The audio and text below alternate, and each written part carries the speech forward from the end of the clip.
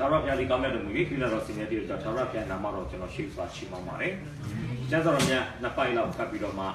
Generalina, Jaza Penango, Kasapi, Yagango, Shishuna Manaki for Chamare.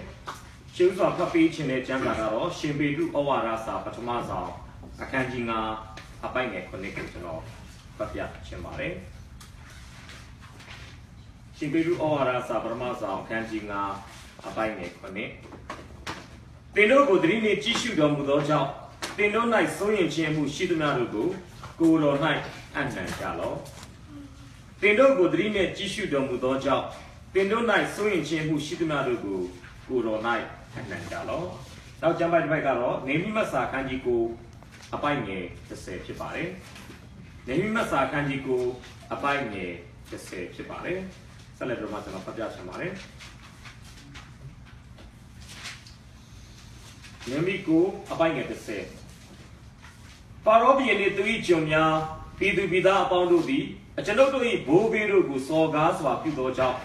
Kurodi, Chi Shui, need of Mumu. Toby to Bida night, Namakaname, always the Murugu, Piano Mui. The name of the Janeta of Josole Shibai to the day. A Chanoto, Bobiru, saw gas, or Pido Job, Kurodi, Chi Shui, need of Mumu, and a Papa no Kisses of Yashin County Beach are 2 and the Dias and up to the job, but up in Yamama, the other came to the County Bivasi, Canasta and Javasu. Attention, what you got the County Buchi, Shintarapia, Korabuchi, Sujin, Jerobang, Chimamare, the everyday at the Shemichi.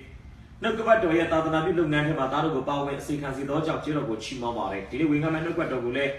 The Made, Shin, the Made, and Piece of Jawad, National when you're a Piacora, Usa, who you have Piloma, don't they limit the Sama Kilo Jerobang, Chimamare. Now, Saturday, Yamanago, you should play the Dona and Scarlet Shavare, Little Machine at the Tamago. Piala second and then come up, Piala do the Chizu Chimaja with Calais. She should play the Dona and Chimon and Chile little night, second and then Mare, apart child rabbits of Yashin. So, not in it. We not only but the not chatting answer to go, you know, we have Pipare. We got him a Bukema. Council ladies on Emily and Chia, to Malay, Igomama. The two you go, the lies a lot, at the roof. Coloma Jabi may, Nanny Chong Vitia, Vale. Company. Yamato Sudima. Yamato eat tambu. Ivale. Yamato eat the go. Pivashidile. Yamato da. No Chongya.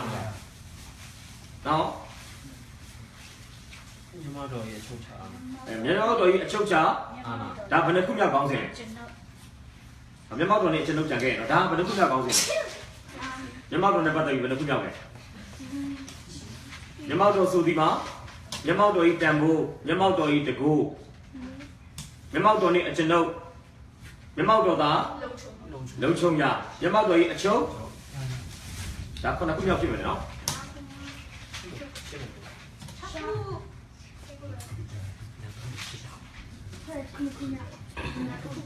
No, Council, did Council or not? Yet, when I do the Yamato original.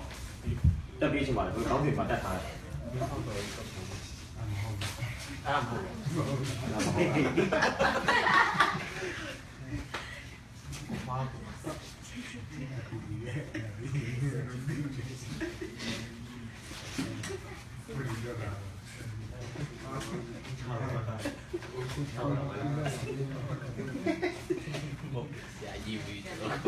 Just on the check, you're watching out. Tipping up on me, good to say.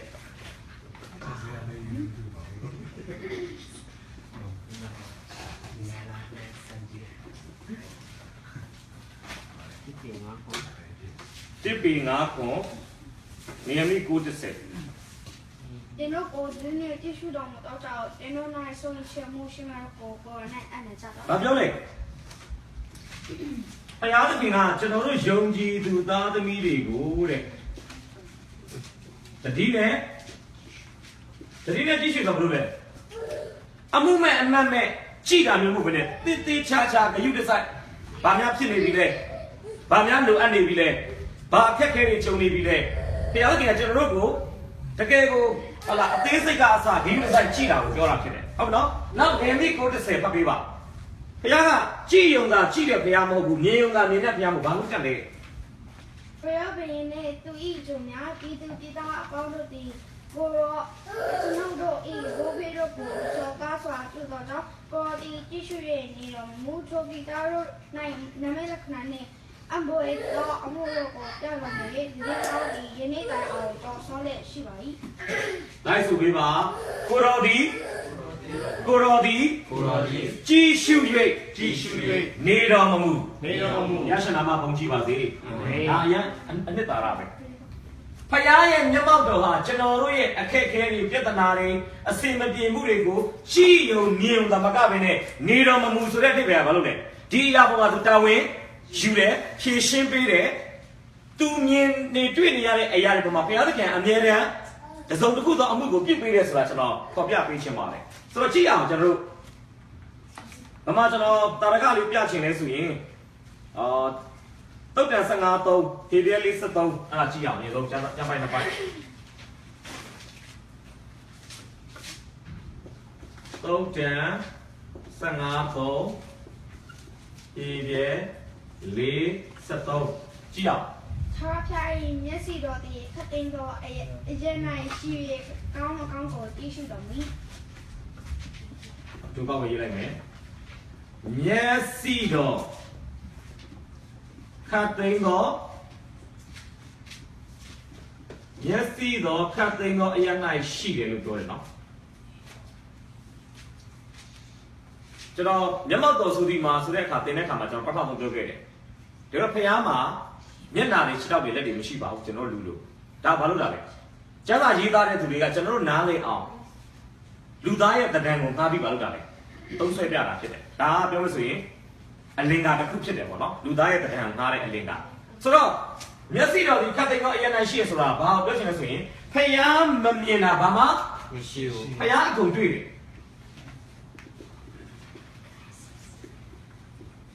ဖျားမမြင်တာမရှိဖျားအကုန်တွေ့တယ်ဒါကျွန်တော်စကားကြီးလိုရေးပြတာဒီအတိတ်ပဲပြောချင်တာဖျားသခင်မှာမျက်စိတွေအများကြီးရှိတာပြောတာမဟုတ်ဘူးကဘာပေါ်မှာဘယ်နေရာမှာဘာဖြစ်တယ်ဆိုတာကအစအသေးစိတ်ဘုရားဘာလို့လဲကျွန်တော်လူကသိနိုင်ပါမသိဘူးကျွန်တော်လူကအကန့်အသတ်ရှိတယ်ကျွန်တော်တို့ရဲ့တည်ရှိမှုဟာနေရာကန့်သတ်မှုရှိသောကြောင့်ကျွန်တော်တို့ရဲ့မြင်တွေ့မှုကလည်းမဖြစ်နေတယ်အကန့်အသတ်ရှိတယ်ဘုရားကတော့နေရာတိုင်းမှာတစ်ချိန်တည်းရှိနိုင်တဲ့အတွက်ကြောင့်နေရာတိုင်းမှာဖြစ်တဲ့ဘယ်ကိစ္စကိုမဆိုဘာဖြစ်နေလဲအကုန်လုံးမြင်နေတယ်သူကအကုန်လုံးတွေ့နေတယ်ဟုတ်ပြီနောက်ဒီပြည့်လေး73ကြည့်အောင်ငါတို့ကိုစစ်ကြောဆင်းတော်မူသောသူရှိမှမထင်ရှားသောအရာတစ်စုံတစ်ခုမျှမရှိခတ်သိမ်းသောအရာတို့သည်အကွဲကမရှိဘဲမျက်မှောက်တော်၌လမ်းချလျက်ရှိကြ၏ခတ်သိမ်းသောအရာအကွဲကမရှိဘဲနဲ့မျက်မှောက်တော်၌ဘာရှိတယ်လမ်းချလျက်ရှိတယ်ပြောချင်တာလူတွေကတော့ဒီလိုမျိုးဖုံးကားမယ်ဗျာကိစ္စတစ်စုံတစ်ခုကိုဖယားကတော့ဒီလိုလုပ်ပေးတာဗျာplanပေးတာပြောချင်တာဒါဝိဒ်ဆိုတော့တရှိဘာကိုပြင်မာတယ်ဗျာဒီများတွေ့လားမတွေ့ဘူးဒီများမိမရေချိုးနေတယ်ဒီတနေ့ကုန်အိတ်ပြီးတော့မှညနေမိုးချုပ်ခါနေမှာအိယာကနိုးလာပြီးတော့မှဝရန်ဒါမှာလမ်းလျှောက်ရင်းနဲ့ချောချောလာမိမတယောက်ရေချိုးတာကိုသူမြင်တဲ့အခါမှာစိတ်ဝင်စားတယ်စုံစမ်းခိုင်းတယ်ဒီရေချိုးနေတဲ့မိန်းကလေးချောချောလေးကဘာတူလဲစစ်သွားတိုက်နေတဲ့ဥရိယမိန်းမပါခေါ်ခဲ့ဆန်းကွာဘာလို့လဲပြစ်မှားလိုက်တယ်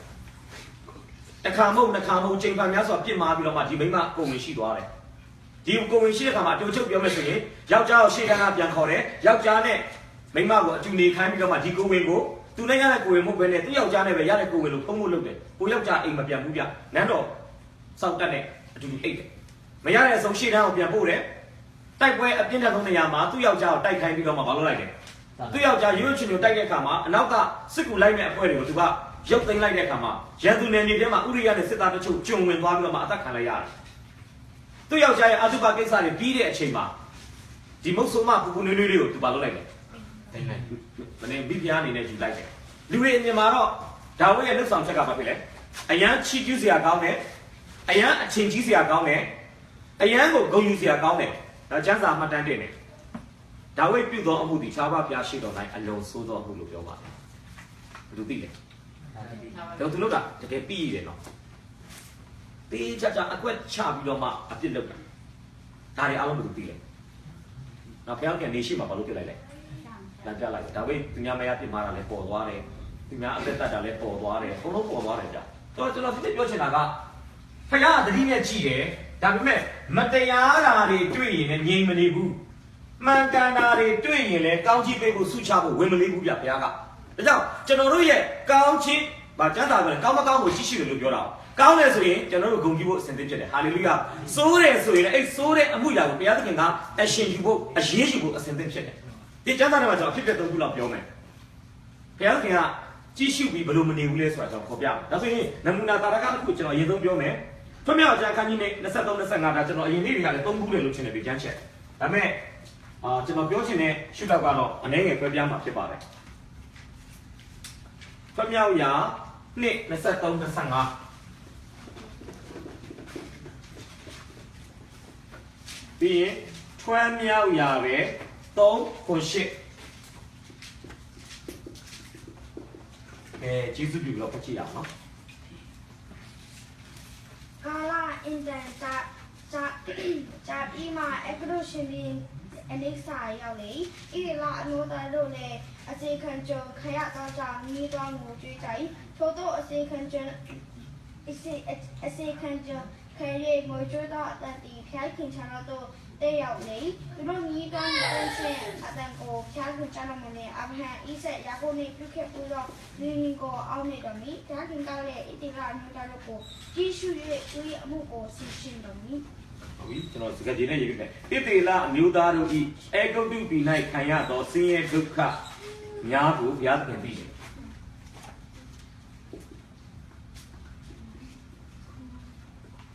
အေဂုတ်တုပြည်၌ခံရသော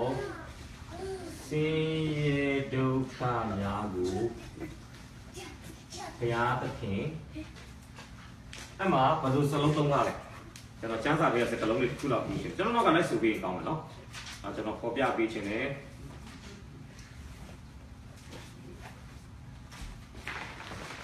တိုက်ဆိုပြပါဘုရားသခင်သည်ဘုရားသခင်သည်လည်းဣသရေလမျိုးသားတို့ကိုကြီးရှု၍သူတို့မှုကိုဆင်ခြင်တော်မူ၏ဒါမှကျွန်တော်ဘုရားသခင်ကြီးရှုတယ်ကျွန်တော်သင်ခန်းစာနဲ့ဆိုရင်ဘုရားကဘာလုပ်လဲဣသရေလလူမျိုးတွေမတရားခံနေရတဲ့လောက်အားခနဲ့ဗျာမမရဘဲနဲ့သူများအလုပ်ကိုခမဲ့လို့ပြီးကြုံခံနေရတဲ့အဖြစ်အပျက်တွေညှဉ်းပန်းနှိပ်စက်ခံရတဲ့အဖြစ်အပျက်တွေအားလုံးဘုရားကဘာလုပ်နေလဲရှိနေတဲ့ဟုတ်ပြီကြည်ချင်းရဲ့နောက်ွယ်မှာအပိုက်ငယ်အခန်းကြီး3ပိုက်ငယ်ကိုရှင်းဖတ်ပေးပါသာရချကလည်းအခုတုနာရှိတော်မှာဤဘုလိုခရတော်ရင်းဆက်ချင်းကိုငါစစ်စစ်မြင်ခဲ့ပြီသူတို့ကိုစိတ်ခိုင်းတော့ခင်းလို့တော့ဒီလိုမြင်တော့အတန်ကိုလည်းငါကြခဲ့ပြီသူတို့နာချင်းဝေဒနာကိုငါပြီးဤသူတို့ကိုအခုတုတို့လမ်းမှာကဲလို့ရဲ့ပန်နီလူဟီဂျီလူအမောရီလူစေရစီလူဒီဝီလူယေဘူတီလူတို့နေရနိုနဲ့တာယီကိတတော်ကီတို့ကိုစံချင်းဟာဆင်လာပြီ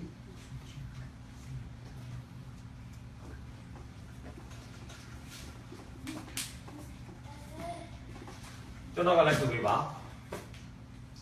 ကဲနှုတ်ချင်းကငါဆင်းလာဘာစကားလုံးသုံးတာလဲငါဆင်းလာပြီဆိုတဲ့ဟာပါပဲဒါပါပဲကြည်ရှု၍နေတော်မူငါဆင်းလာပြီဆိုတော့ဘာလုပ်ပြီလဲဒီကိစ္စမှာ तू ပါဝင်ပတ်သက်ပြီး तू အလုပ်အကြီးကျယ်လုပ်ဆောင်ပြီးဣသေလလူမျိုးတွေကိုကယ်တင်ဖို့အတွက်ဘုရားသခင်ဘက်ကကောင်းမှုပြုဖို့အတွက်ဘာလုပ်လိုက်လဲလက်တော်ကိုစံတန်းပြီးအစပြုပြီဆိုတော့ကျမ်းစာပြောချင်တာဖြစ်တယ် तू ကြည်တာမကြည့်နေဘူးလား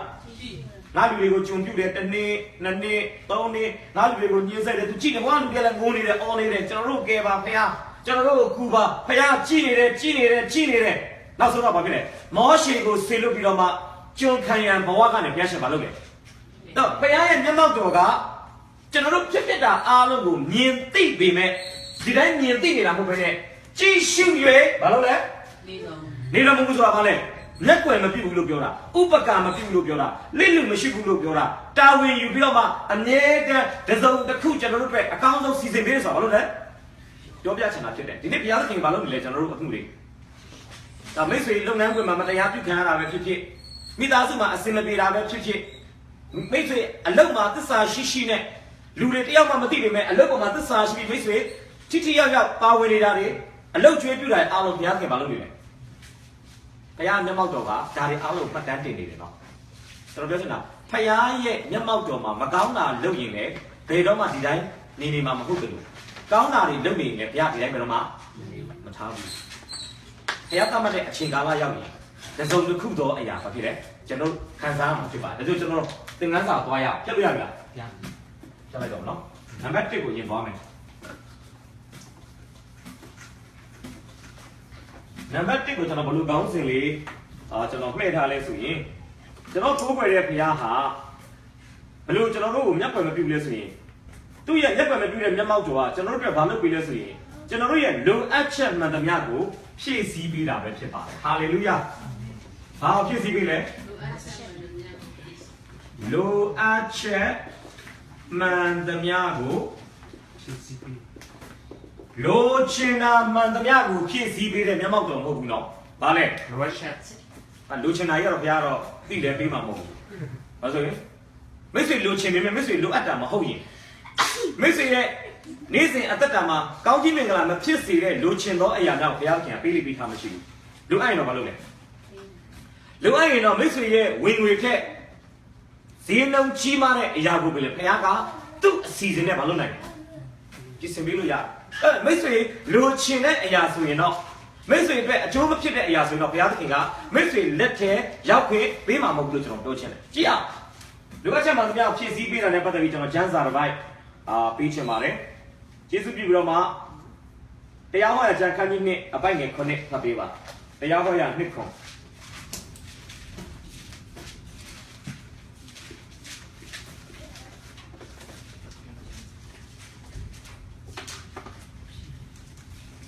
ပြုလေရတာနိုင်ဒီလိုထားတင်ချောထားစီကောင်းကြီးပြတော့မယ်ဤတော့ကျင်းနိုင်တင်တို့လေတော့အကြောင်းအရာတို့ကိုကြည့်တော်မူအနည်း40ပလုံးတင်တို့ဤရှားခင်ထားတော့ဖျက်ပြီးရုံးနဲ့သူရှိတော်မူသည်ဖြစ်၍တင်တို့နဲ့ဘာမြမလို့ဘူးဆွဆိုရည်ဒါဆိုဒီပါအနည်း40ပလုံးတင်တို့ဘုရားသခင်ခြာရဖျားသည်တင်တို့နဲ့အတူရှိတော်မူ၍တင်တို့၌ဘာမြမလို့တို့မသားရဲ့ဘုရားရှင်နာမတိုင်းပုံကြည့်ပါစေတိတိလာလူမျိုးတွေဆက်စောကကျွန်တော်ပြောပြီးသွားပြီအဲဂုတ်ပြုတ်တိုင်းဒီကနေ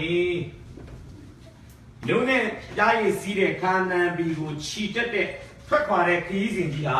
အစအဆုံးနှစ်40ကြာပါတယ်နှစ်40ကြာတဲ့ခရီးစဉ်မှာသူတို့နဲ့အတူဖယားအတူရှိတဲ့အတွက်ကြောင့်ဘာကျမ်းစာပါဆိုရင်သူတို့မှာဘာများလိုအပ်ချက်မရှိတာမဟုတ်ဘူးနော်ရှိလာတဲ့လိုအပ်ချက်တိုင်းကိုအတူရှိတယ်ဗျာဘုရားသခင်ကအချိန်နဲ့တပြေးညီနေရာနဲ့တပြေးညီအခြေအနေနဲ့တပြေးညီမလုပ်ပေးတာလေဖြည့်ဆည်းပေးတာဖြစ်တယ်ဘုရားရှင်နာမဟုတ်ကြည့်ပါစေ။အားလုံးစရာကောင်းတယ်နော်။ဒါကျမ်းစာမှာကြည့်လေရေလိုရင်ရေကိုဘုရားပြင်ဆင်ပေးတယ်။ခေါင်းဆောင်လိုရင်ခေါင်းဆောင်ကိုပြင်ဆင်ပေးတယ်။မုတ်စားခြင်းနဲ့ဆိုရင်ကောင်းကင်ကမာနမုတ်ကိုဘာလုပ်လဲ။သူတို့အတွက်ချပေးတယ်။အသားစားခြင်းရင်ပင်လယ်ဘက်ကလေနဲ့ဘာလုပ်လဲ။ငုံတွေကိုသူတို့စီဘာလုပ်လဲ။တေလာပေးပြီးမြေကြီးပေါ်မှာဒုနှစ်တောင်တောင်ရှိတယ်လို့ပြောတော့အဲ့ဒီကလူမျိုးအောင်စရာကောင်းတယ်နော်ဖယားအတူပါရှိတဲ့အခါမှာလိုအပ်ချက်မရှိလိုက်နဲ့လိုအပ်ချက်ရှိတိုင်းဖယားကိုပြောတာနဲ့မရဘာလို့ပြေးလဲပေးတယ်ဖြည့်ဆည်းပေးတယ်ကျွန်တော်အဲ့ဒါလေးကိုကျမ်းစာမှာဖြတ်လောက်ပေးခြင်းတယ်နေမိမဆာခန်းကြီးကိုတာရကလေးတချို့ကျွန်တော်ပေးမယ်နော်နေမိမဆာခန်းကြီးကို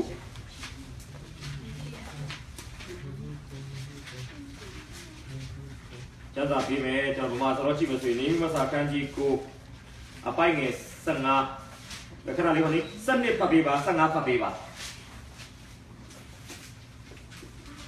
စနစ်15အစလိုက်ဖတ်ပေးပါ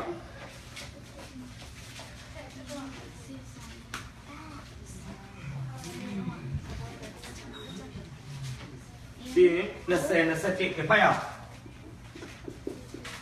သူတို့အားတောင်းနေဆရာဖို့ကောင်းကောင်းပြီးတော့ကိုပြေတော်မူ၏သူကိုစားရတော့ကိုရောဤမာရကိုရုတ်တင်တော်မူဒီဘယ်အောင်ဖတ်တာလဲဘယ်အောင်ဖတ်တာလဲဒီဒီမိကိုနေစေဘယ်လိုစဖတ်စနစ်ကိုစဖတ်ပြီကျော်တဲ့ဘာနဲ့ချိန်တိုင်းမိုး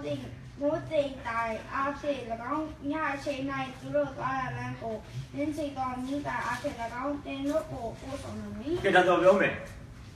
နေ့မှာမိုးတိမ်တိုင်ညမှာမီးတိုင်ဒါသူတို့လူချင်းတဲ့အရာလားလိုအပ်တဲ့အရာလားဟာလဲဘာလို့လဲနေ့မှာနေရန်ပူတယ်အဲ့ဒီတိမ်အားဖြင့်သူတို့ကိုအရိပ်အာဝါဒပေးရုံသာမကအဲ့ဒီတိမ်ကသူတို့သွားမဲ့ခီးစဉ်ကိုဘာလုပ်လဲလမ်းပြဥဆောင်တယ်ညမှာအရန်အေးတယ်နောက်ညမှာလူတွေကိုကြိုက်တတ်တဲ့တော်ဝါဇိုးတွေပါဖြစ်လေအင်းဒီကောက်လိုမျိုးမိမွေလိုမျိုးအလင်းရောက်ရှိတဲ့အခါမှာဣသင်္ဂလူမျိုးတွေကိုဒီတော်ဝါတွေကထိခိုက်ဖို့အတွက်တတိမရှိတော့ဘူးဗျအလင်းကိုကြောက်တာအဖေကသူတို့လူနေတဲ့နေ့မှာလူတဲ့မိုးတိမ်ညမှာလူတဲ့မီးတိုင်ကိုအချိန်နဲ့မြင်ညီပါလို့လေစဉ်းစားနော်ညရောက်သွားတာနဲ့သူတို့လူအပ်တဲ့မိုးတိမ်မဟုတ်တော့ညရောက်သွားမီးတိုင်ဖြစ်သွားတယ်အိမ်မိုးတိမ်ကနေရောက်တဲ့အခါမှာမီးတိုင်မှမလို့လားအိမ်မှာနေရှိတယ်လေဘာဖြစ်လဲကျွန်တော်ကအချိန်နဲ့တပြေးညီနေရာနဲ့တပြေးညီအချိန်အနေနဲ့တပြေးညီသူတို့လူအပ်ချက်ကိုပြရပါလို့လေပြင်ဆင်ပေးတယ်နောက်ဆက်ကြည့်အောင်စကား သူတို့မိုးတိမ်ချင်းနဲ့ရင်းနှီးချင်းကိုဒီစီချင်းကမိုးကောင်းပြေမိုးနဲ့ကြောက်ချက်ကချုပ်တော့ရေကိုပေးရမည်သူတို့ပိုက်ဖို့တင်းဆိုတော်မူသောဒီချက်တော်ဝေးတင်းယူမီအကြောင်းမိပါမည် သူတို့မသိချင်းနဲ့ရင်နဲ့ချင်းကိုပြေးစေချင်းကမိုးကောင်းကင်မုံနဲ့ကြောက်တဲ့ကထုတ်တော်ရေကိုပေးတော်မူ၏တဲ့နောက်ဆက်ဖတ်ရအောင်20တော့ဆိုပါပြီ သူတို့အားလုံးဝေးချကောင်းတော်မူပြီးတော့မိစား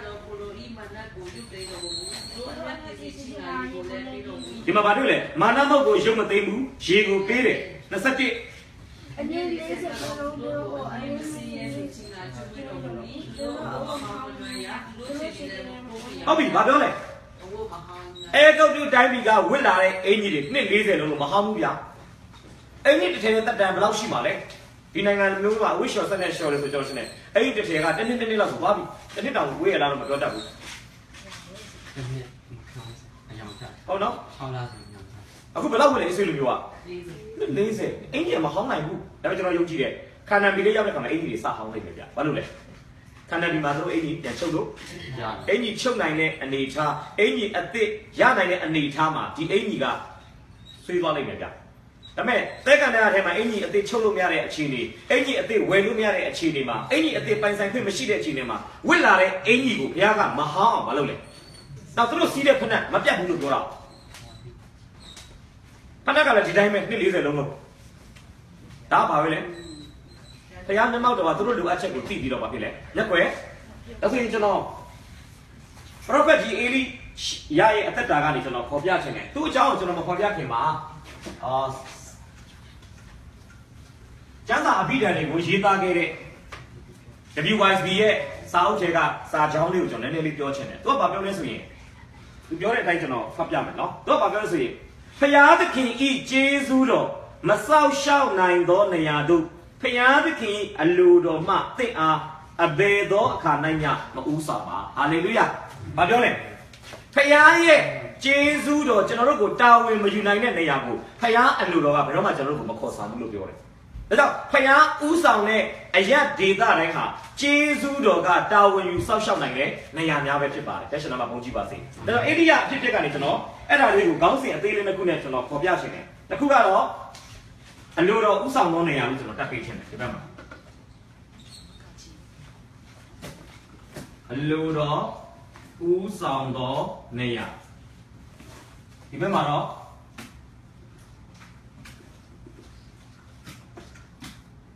ကျေးဇူးတော်ဤစောက်ရှောက်မှုလို့ကျွန်တော်ရေးပေးခြင်းနောက်ပြောရလေ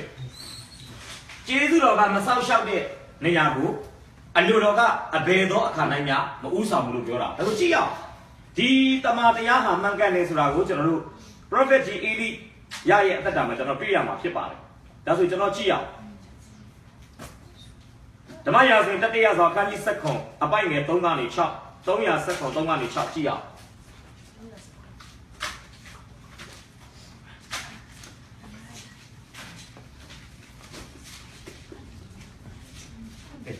ဖတ်ပေးပါ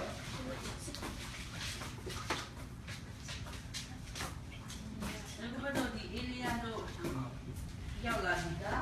ဒီရဲမထွက်သွားတော့အရှိတို့ပြောင်း于有人的这块，因为长那嘛工厂里呢，都叫一股大呀，米基啊都的这个就是米长那嘛，他并不能无力的，伊利亚的多于有人的这块，因为长那嘛的。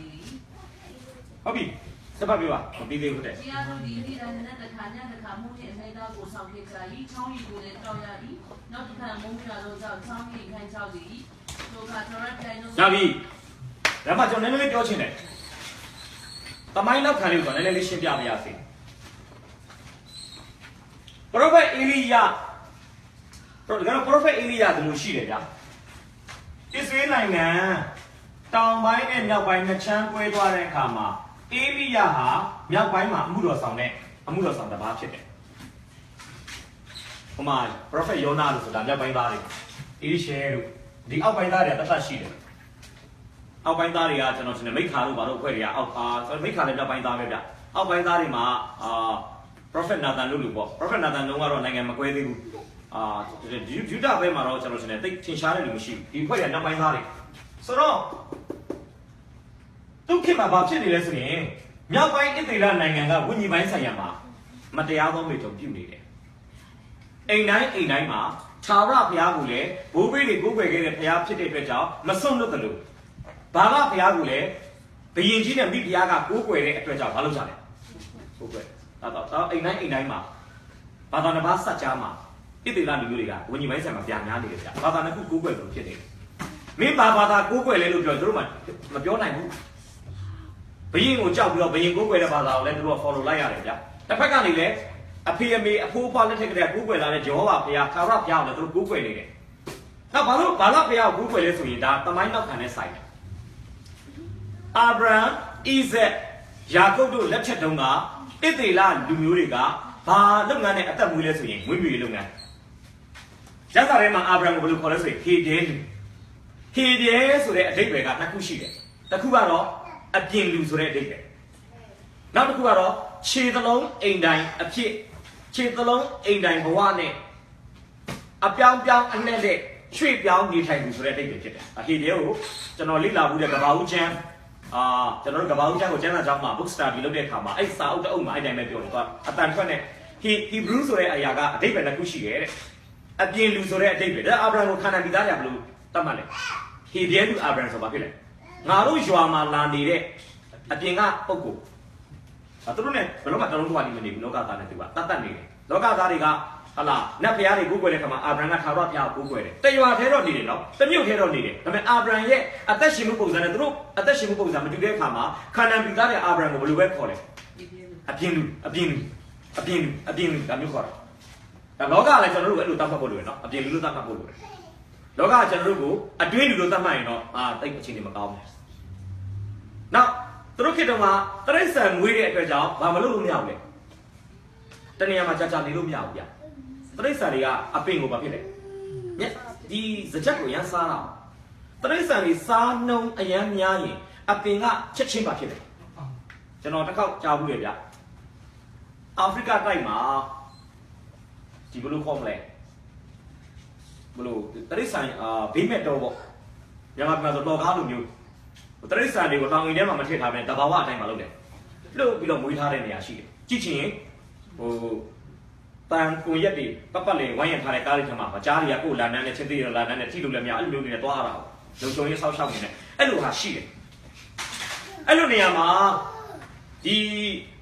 ဥရောပတို့အမေရိကတို့ဘက်ကလူဖြူတွေကတွားပြီးတော့မှသူတို့ရဲ့အမတန်မှဈေးကြီးတဲ့ကင်မရာတွေနဲ့တပ်ပုံရိုက်ကြတယ်သူတို့ကအကောင့်တွေအမှသူတို့ဘာစိတ်ထဲမှာဘာမချမ်းသာဘူးလဲဆိုရင်ရှင်သေးတွေကြားတွေကတမင်လေးတွေကိုရဲဆက်ကိုက်ဖြတ်စားတော့သူတို့မကြိုက်ဘူးဗျမကြိုက်တဲ့နောက်ပိုင်းမှာသူတို့ကဒီတရိစ္ဆာန်ဘယ်လိုဘေးမဲ့ဥယျာဉ်မှာရှိတဲ့တာဝန်ရှိသူတွေနဲ့တိုင်ပင်ပြီးတော့မှသူတို့ကဘာလုပ်ငန်းတစ်ခုကိုလုပ်မိလဲဆိုရင်ရှိသမျှအသားစားတော်ဟာကြားတွေရှင်သေးတွေအားလုံးကိုသူတို့ကမေစီတနတ်တွေတစ်ဖမ်းပြီးတော့မှတနေရာအကုန်ရွှေ့ပစ်လိုက်တယ်အဲ့ဒီနေရာမှာဘာပဲထားလဲဆိုရင်တမင်တွေပဲသူတို့ထားချင်တာဒီဘယ်လိုခေါ်မလဲတားရှင်တွေပဲပေါ့တားရဲတွေအားလုံးဖယ်လိုက်တယ်အသားစားအုပ်စုဘာလို့ဆိုရင်တကယ်တော့တားရင်တွေတားရဲတွေတကောင်ကိုက်ချက်စားတော့တယ်လို့တစ်ဖက်ကနေကြည့်လဲမြက်ခင်းအစိမ်းကြီးတစ်ဖက်ကနေကြည့်လဲရေတကုံအကြီးကြီး ရေတကွန်ကြီးနဲ့မြက်ခင်းစိမ်းကြီးကမျက်စိမှာလှပပြီမဲ့အဲ့မြက်ခင်းစိမ်းပေါ်မှာရှင်သေးတွေကတမင်လေးတွေကိုစားတဲ့အခါမှာသူတို့နှလုံးသားအယမ်းနာကျင်တော့သူတို့အဲ့လိုစီစဉ်လိုက်အဲ့နဲ့တစ်နှစ်အတွင်းမှာရှင်သေးတွေကြားတွေအသားစားချက်တစ်တို့ဘာလို့အကုန်လုံးကိုဒီမေ့စစ်တက်တဲ့နဲ့ပြစ်ဖမ်းပြီးတော့မှနောက်ထပ်တနေရာပို့လိုက်တယ်ဗျဘာပြဿနာဖြစ်လာလဲဆိုတော့ရှင်သေးတွေမရှိတဲ့နောက်ပိုင်းမှာတမင်တွေကကလေးရမ်းပေါက်တယ်ဗျမြန်မာစကားမှာရှိတယ်တမင်မွေးရင်ကြားစားရင်ကဘာပေါ်မှာဂေဟစနစ်ဆိုတာရှိတယ်ဂေဟစနစ်ဆိုတာတစ်ခုနဲ့တစ်ခုထိန်းတာမြန်မာပြည်မှာဆိုရင်နာကိမုံတိုင်းဖြစ်တဲ့နောက်ပိုင်းမှာမွေတွေရင်းနစ်ပြီးတော့သိကုန်တယ်ဗျမြဝကျုံပေါ်မွေတွေရင်းနစ်ပြီးသိတဲ့အခါမှာကြွက်တွေပေါ်လာတယ်ဗျအံဟောစားပေါ့တရားခင်ကအံဟောစားတော့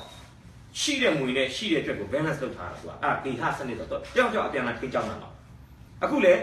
တမင်မွေရင်ကြားစားရင်ဆိုတာတမင်တွေဘလောက်ပဲမွေရှင်သိတွေစားတာနဲ့ပဲတမင်တွေကလူချင်တော့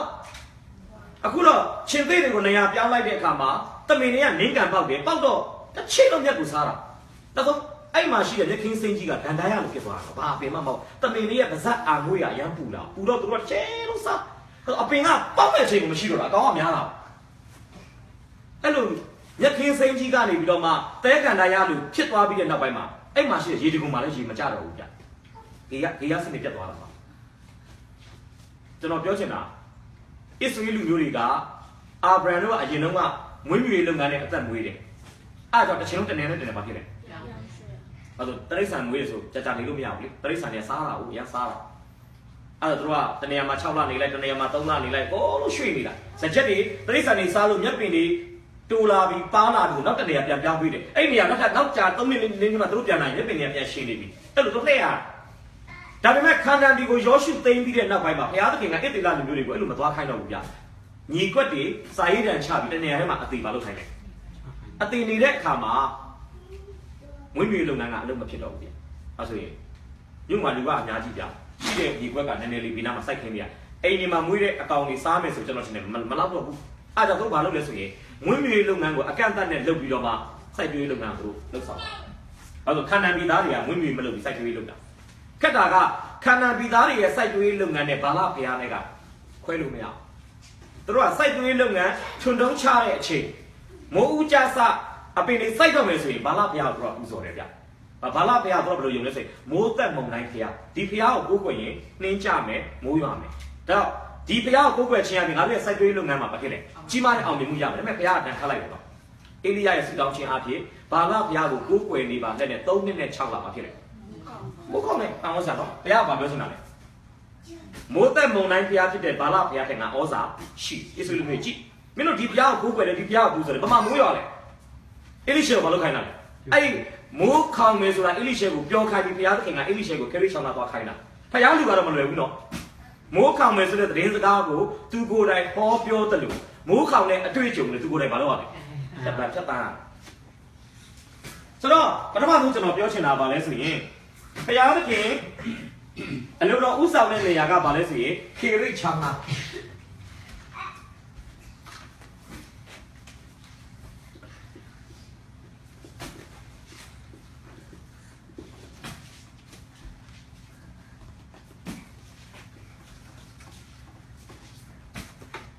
အဲ့ဒီကမှာ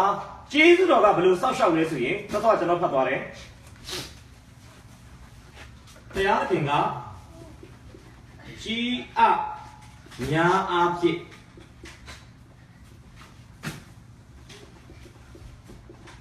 မုံနဲ့အမဲသားကို6လတာကာလပြင်ဆင်ပေးတယ်ဗျ။ရရှိတယ်မှာဘုန်းကြီးပါစေ။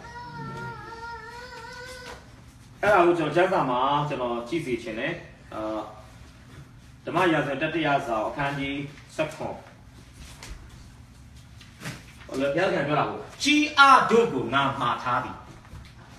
စဉ်းစားတော့အားလုံးသိတယ်ကြီးကန်းဆိုတာ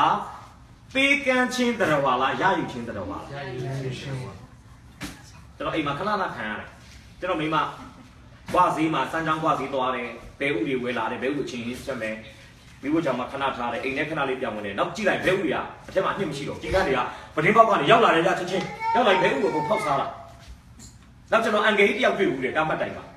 ကြီးကန်းတွေကဘဲကဈေးထဲကနေပြီးတော့မှပါလဲချက် ချက်ဦးတွေပါတွေအဲ့ချက်အချင်းတွေအဲ့ဒီအထုပ်တစ်ထုပ်ကိုကြီးကနေဟိုးကောင်းနေပေါ်တည်သွားပြီးတော့မှပြုတ်ကြတာလူတွေပေါ်မှာမိုးရွာတယ်လို့နော်ကာမတိုင်မှာရှိမှုဆိုအကုန်ပေးတာဟိုဘောကောမဲ့သွေးတွေကြီးပဲတော်တော်ကိုဘောကောမဲ့အိမ်တော်ပြန်မယ်ဗျရေပြန်ချိုးရမှာပတ်ကြောက်လာတော့ဘာဖတ်တယ်ကြီးလိုက်တော့ချက်ဦးတွေချက်အသေးအမြုပ်အားမျိုးတွေကြာလာနောက်ကျွန်တော်တို့ခရစ်စမတ်မှာကျွန်တော်အသင်းတော်သွားတယ်အသင်းသားတယောက်ကဘာယူလဲဆိုကနန်းချက်ပြီးယူလာစားလို့ရန်ကောင်းတယ်နော်ကနန်းစီပြန်အဲ့ကနန်းစားပြီးတော့မှအဲ့စားပြီးသားဟာတွေအနှစ်တွေအဖတ်တွေကိုကျွန်တော်တို့ကအမိုက်ပုံးမှာထည့်အဲ့အမိုက်ပုံးမှာထည့်တဲ့ဟာကိုကြီးကန်းကခြီတယ်ဗျခြီပြီးကျွန်တော်ဆရာတယောက်ရဲ့အင်ဂျီပေါ်ပြုတ်ကြသူတော်ဝမ်းနေမယ်သူ့ရဲ့လေကလုံးမတူဘူးဟိုမှာကနန်းအခွန်တွေကနန်းအယိုးတွေကိုမှကြီးကန်းတစ်ပင်ပေါ်မှာဆိုင်းနဲ့စီရက်တောက်ကြတာဟာကျွန်တော်ဆိုနေရကန်းပြရတယ်နော်မြတ်ကြီးကန်းဆိုတာမရဘူးရုပ်စွာဆုံးအနီရောင်ကျွန်တော်သမီးလေးစော်တယ်ပလတ်စတစ်အယုတ်လေးတွေကိုသူကစားစရာထင်ပြီးပါလို့လေချီတော့ကလေးရုပ်ခဏနာပြောက်တယ်နော်ကြီးကန်းဆိုလေတော့အဲ့လိုတော့ပါဗျသူ့မှာရှိတာပေးဖို့နေနေတာသူဗိုက်စာလာရင်လူရဲ့မျက်လုံးတော့ပေါက်စားဖို့ဝင်မလေးတဲ့ဟာလေကြီးကန်းကအဲ့ဒီနေရာမှာအံ့ဩစရာကောင်းနော်ဖခင်ရဲ့နှုတ်ကပတ်တော်ကိုအေလိယရက်ရောစွာနာခံတဲ့အခါမှာဖခင်သခင်ကလည်းကြီးအားတွေကိုထိတ်ချုပ်ပြီးတော့မှအေလိယကိုရက်ရောစွာစားစရာမလုပ်နဲ့ပေးတယ်ရရှနာမှာပုံကြည့်ပါစေဒါကြောင့်ကျွန်တော်ဒီနေ့ပြောချင်တာဖခင်သခင်ခေရိချောင်းလာသွားပါလို့ပြောတဲ့အခါမှာအေလိယတလုံးတပါးသားမှစောတကားသွားဆိုပါလို့လေတရားကျင်ကြုံနေရအရင်အောင်စရာကောင်းသွားဆိုသွားပဲချောင်းလာမသွားခိုင်းမနဲ့ရော်ဒန်မြစ်နာသွားခိုင်းပါလားဟလာရေရှိတဲ့အရာဆိုဒီချက်ကောင်းတဲ့ချောင်းမရှိဘာမှ complain တက်ဘူးတော့သွားဆိုလို့လေဖခင်လည်းသူပြောတယ်လေကြီးရတယ်ငါမှာထားတဲ့အေလိယမင်းသွားအံ့ဩစရာပဲအေလိယရောက်တဲ့အခါမှာတကယ်တော့ကြီးရတယ်လည်းအစာခေါင်းလာတဲ့ကာလဆိုသူတို့ခက်အစာတွေရှာထားတာပါသူတို့စားဖို့အတွက်ဒါပေမဲ့အေလိယရှိတဲ့ခေရိချောင်းပေါ်မှာဖြတ်ပြန်ပြီးတဲ့ကြီးအားတွေဟာဖခင်ရဲ့ထိန်းချုပ်မှုအောက်ကိုရောက်ပြီးတော့မှဘာလို့ရလဲပေးချင်မပေးချင်ဖခင်ကသူတို့ရဲ့အသက်တောင်ထိန်းချုပ်တဲ့ကြောင့်သူတို့ခြီလာသမျှအမဲသားတွေမုတ်တွေကိုအေလိယအရှိပါလို့ရအံ့ဩစရာကောင်းတယ်နော်ဒါကြောင့်ကျွန်တော်ဒီနေ့ပြောချင်တာဖခင်သခင်ရဲ့နှုတ်ကပတ်တော်ကိုနာခံခြင်းဟာဖခင်သခင်ကိုချစ်တယ်ဆိုတဲ့လက္ခဏာသက်သေဖြစ်တယ်ဖခင်ကိုချစ်တဲ့သူတွေကိုသဘာဝတရားကြီးကဖခင်ရဲ့ထိန်းချုပ်မှုအားဖြင့်ကျွန်တော်တို့ကိုစောက်လာမစောက်ရှောက်ဘူးလားဒီမှာကြည့်မယ်နော်အလိုတော်ဥဆောင်တဲ့နေရာခရစ်ချောင်းမှာကျေးဇူးတော်ရဲ့စောက်ရှောက်မှုကြီးအများအားဖြင့်မုံနဲ့အမဲသားကို6လတာကာလပြင်ဆင်ပြီးတယ်မုံလေးစားလိုက်အမဲသားလေးစားလိုက်ခရစ်ချောင်းကြီးလေးတောက်လိုက်မုံလေးစားလိုက်အမဲသားလေးစားလိုက်ခရစ်ချောင်းကြီးလေးတောက်လိုက်6လပြည့်တာနဲ့ခရစ်ချောင်းကြီးခံသွားတယ်ဓမ္မပညာရှင်တယောက်ဆိုနာမည်တော့မမှတ်မိတော့ဘူးWatchman ကြီးဖြစ်မလား Wednesday ဖြစ်မလားမသိဘူးသူစာအုပ်တစ်အုပ်ထဲမှာဖတ်ပြီးတော့ဆရာတယောက်ပြောတော့ကျွန်တော်ကြားဘူးတဲ့ခရစ်ချောင်းကြီးမခမ်းပါဘူးတဲ့မုတ်ဆိုးမအိမ်ကစီအိုးထဲကိုနေရာပြောင်းပြီးပါဖြစ်လိုက်စီသွားအဲ့ဒါဘုရားအမိန့်တော်ကပြန်ရောက်တယ်ဗျကြည့်ရ300စက္ကွန်30ကနေ16ဖတ်ပေးပါကျွန်တော်အိန္ဒိယဒီချာရီဇရတာမြို့တော်ဘာမြို့တော်မှာမုစလမတွေကြီးပြည့်ရှိအိန္ဒိယကငါတော့ဆရာရည်တဲ့ကခွန်းနေယူခဲ့ပါလို့ပြီးရဆိုပြီးမိမဒီရေကိုယူချင်းကသွားစင်းနေတပန်ကြီးပဲမုတ်တစ်ဖက်ကိုလည်းတင်းလက်နဲ့ယူခဲ့ပါလို့ဆိုပြီးမိမကဒီကတိချာအသက်ရှင်တော်မူပြီးအတိုင်းမုတ်ပြတဲ့ညမှာမရှိအိုးထဲမှာမုတ်ညက်သက်သက်ဆုပ်မူနိုင်စီနေကြတာရှိကျမနှစ်သားငယ်အဖို့ပုံရိပ်စားလို့တော့ငါလည်းစားပြီးမှဒီလိုတော့ငါလည်းချင်းစားနှစ်ခုကိုဒီခုခွေပါလိမှုပြန်ပြောပြီး16ကြည့်လား16ကြည့်ဖတ်ပေးပါအေရီယာကလည်းဆိုရင်ဒီတင်ဆိုဒီအတိုင်းသွားပြီးပြီလို့တို့ရတွေငါဖို့မုတ်ပြားငယ်တပြားကိုအလီလုံးရယူခဲ့လို့နောက်မှတင်းနှစ်တီးသားငယ်ဖို့လို့ဒီတွေလာအမျိုးကြီးပြားခင်သာရပြမိတော်မူကြီးကသာရပြဒီမြေပေါ်မှာမိုးရစေတော်မူကြီးတိုင်အောင်ကိုနိုင်ရှိတော်မုံရဲ့ဘုံဒီနိုင်ရှိတော်စီပြီးတော့မိတော်မူကြောင်းကိုစစ်ဆို၏ကဲရပြီဘယ်လိုသွားခိုင်းလဲကျွန်တော်ပေါ်ပြချင်တာရှိတယ်ယုံကြည်ခြင်းဆိုတာသေးငယ်သောအမှုကနေလေ့ကျင့်ခံယုံကြည်ခြင်းဆိုတာစက်သားနဲ့တူတယ်ဗျလေ့ကျင့်ခံလုပ်နေပြီဘာဖြစ်လာလဲကျွန်တော်အများအားပြောတဲ့ဟာထပ်ပြောပြရစီဒီမှာချုပ်လည်းကြားပြီးသားဖြစ်နေတယ်ကျွန်တော်လားရှုမှနေတဲ့အချိန်မှာကျွန်တော်တို့အိမ်မှာကျွန်တော်အမဝမ်ခွဲတယောက်နဲ့အိမ်တော်ပြုထားတဲ့လူတယောက်ရှိတယ်သူကဝက်မွေးတာဝါသနာပါဝက်တွေကိုရမ်းချစ်တယ်ဝက်ရောင်းတဲ့နေ့ကသူအရက်တော့တဲ့နေ့ပဲသူရမ်းခံစားလို့အဲ့ဒါဘာလို့လဲဆိုရင် तू ကဝက်ကလေးလေးပေါက်လာပြီဆိုရင်ပေါက်တဲ့ဝက်ကလေးကိုနေ့တိုင်းမတာဟောမနေ့လည်းအစာကျွေးလဲမညအစာကျွေးလဲမအဲ့လိုမလာလိုက်တာရောင်းခံပြီးအချိန်80လောက်ရှိတဲ့ဒီ तू ဘာလုပ်နိုင်လဲသူ့တက်ကမခက်ဘူးဘာလို့လဲ ကျွန်တော်ကြတော့တလသားမှာသွားမတယ်ဝိကစားမှာမတယ်တလသားမှာမတယ်သုံးလသားဆိုမနိုင်တော့ဘူးဗျ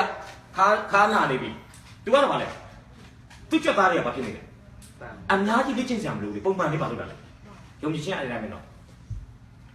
ဖခင်ကယုံကြည်ခြင်းကိုသိငယ်တော်မူကနေစပြီးလေ့ကျင့်စေခြင်းနဲ့လေ့ကျင့်ရင်လည်းကျွန်တော်ယုံကြည်ခြင်းကတဖြည်းဖြည်းကြီးသောအမှုတွေကိုဖော်ဆောင်နိုင်တဲ့အထိဘုရားကမလုပ်နိုင်တယ်ကျွန်တော်ယုံကြည်ခြင်းကိုမြင့်တင်ပေးနိုင်တယ်ဆိုတော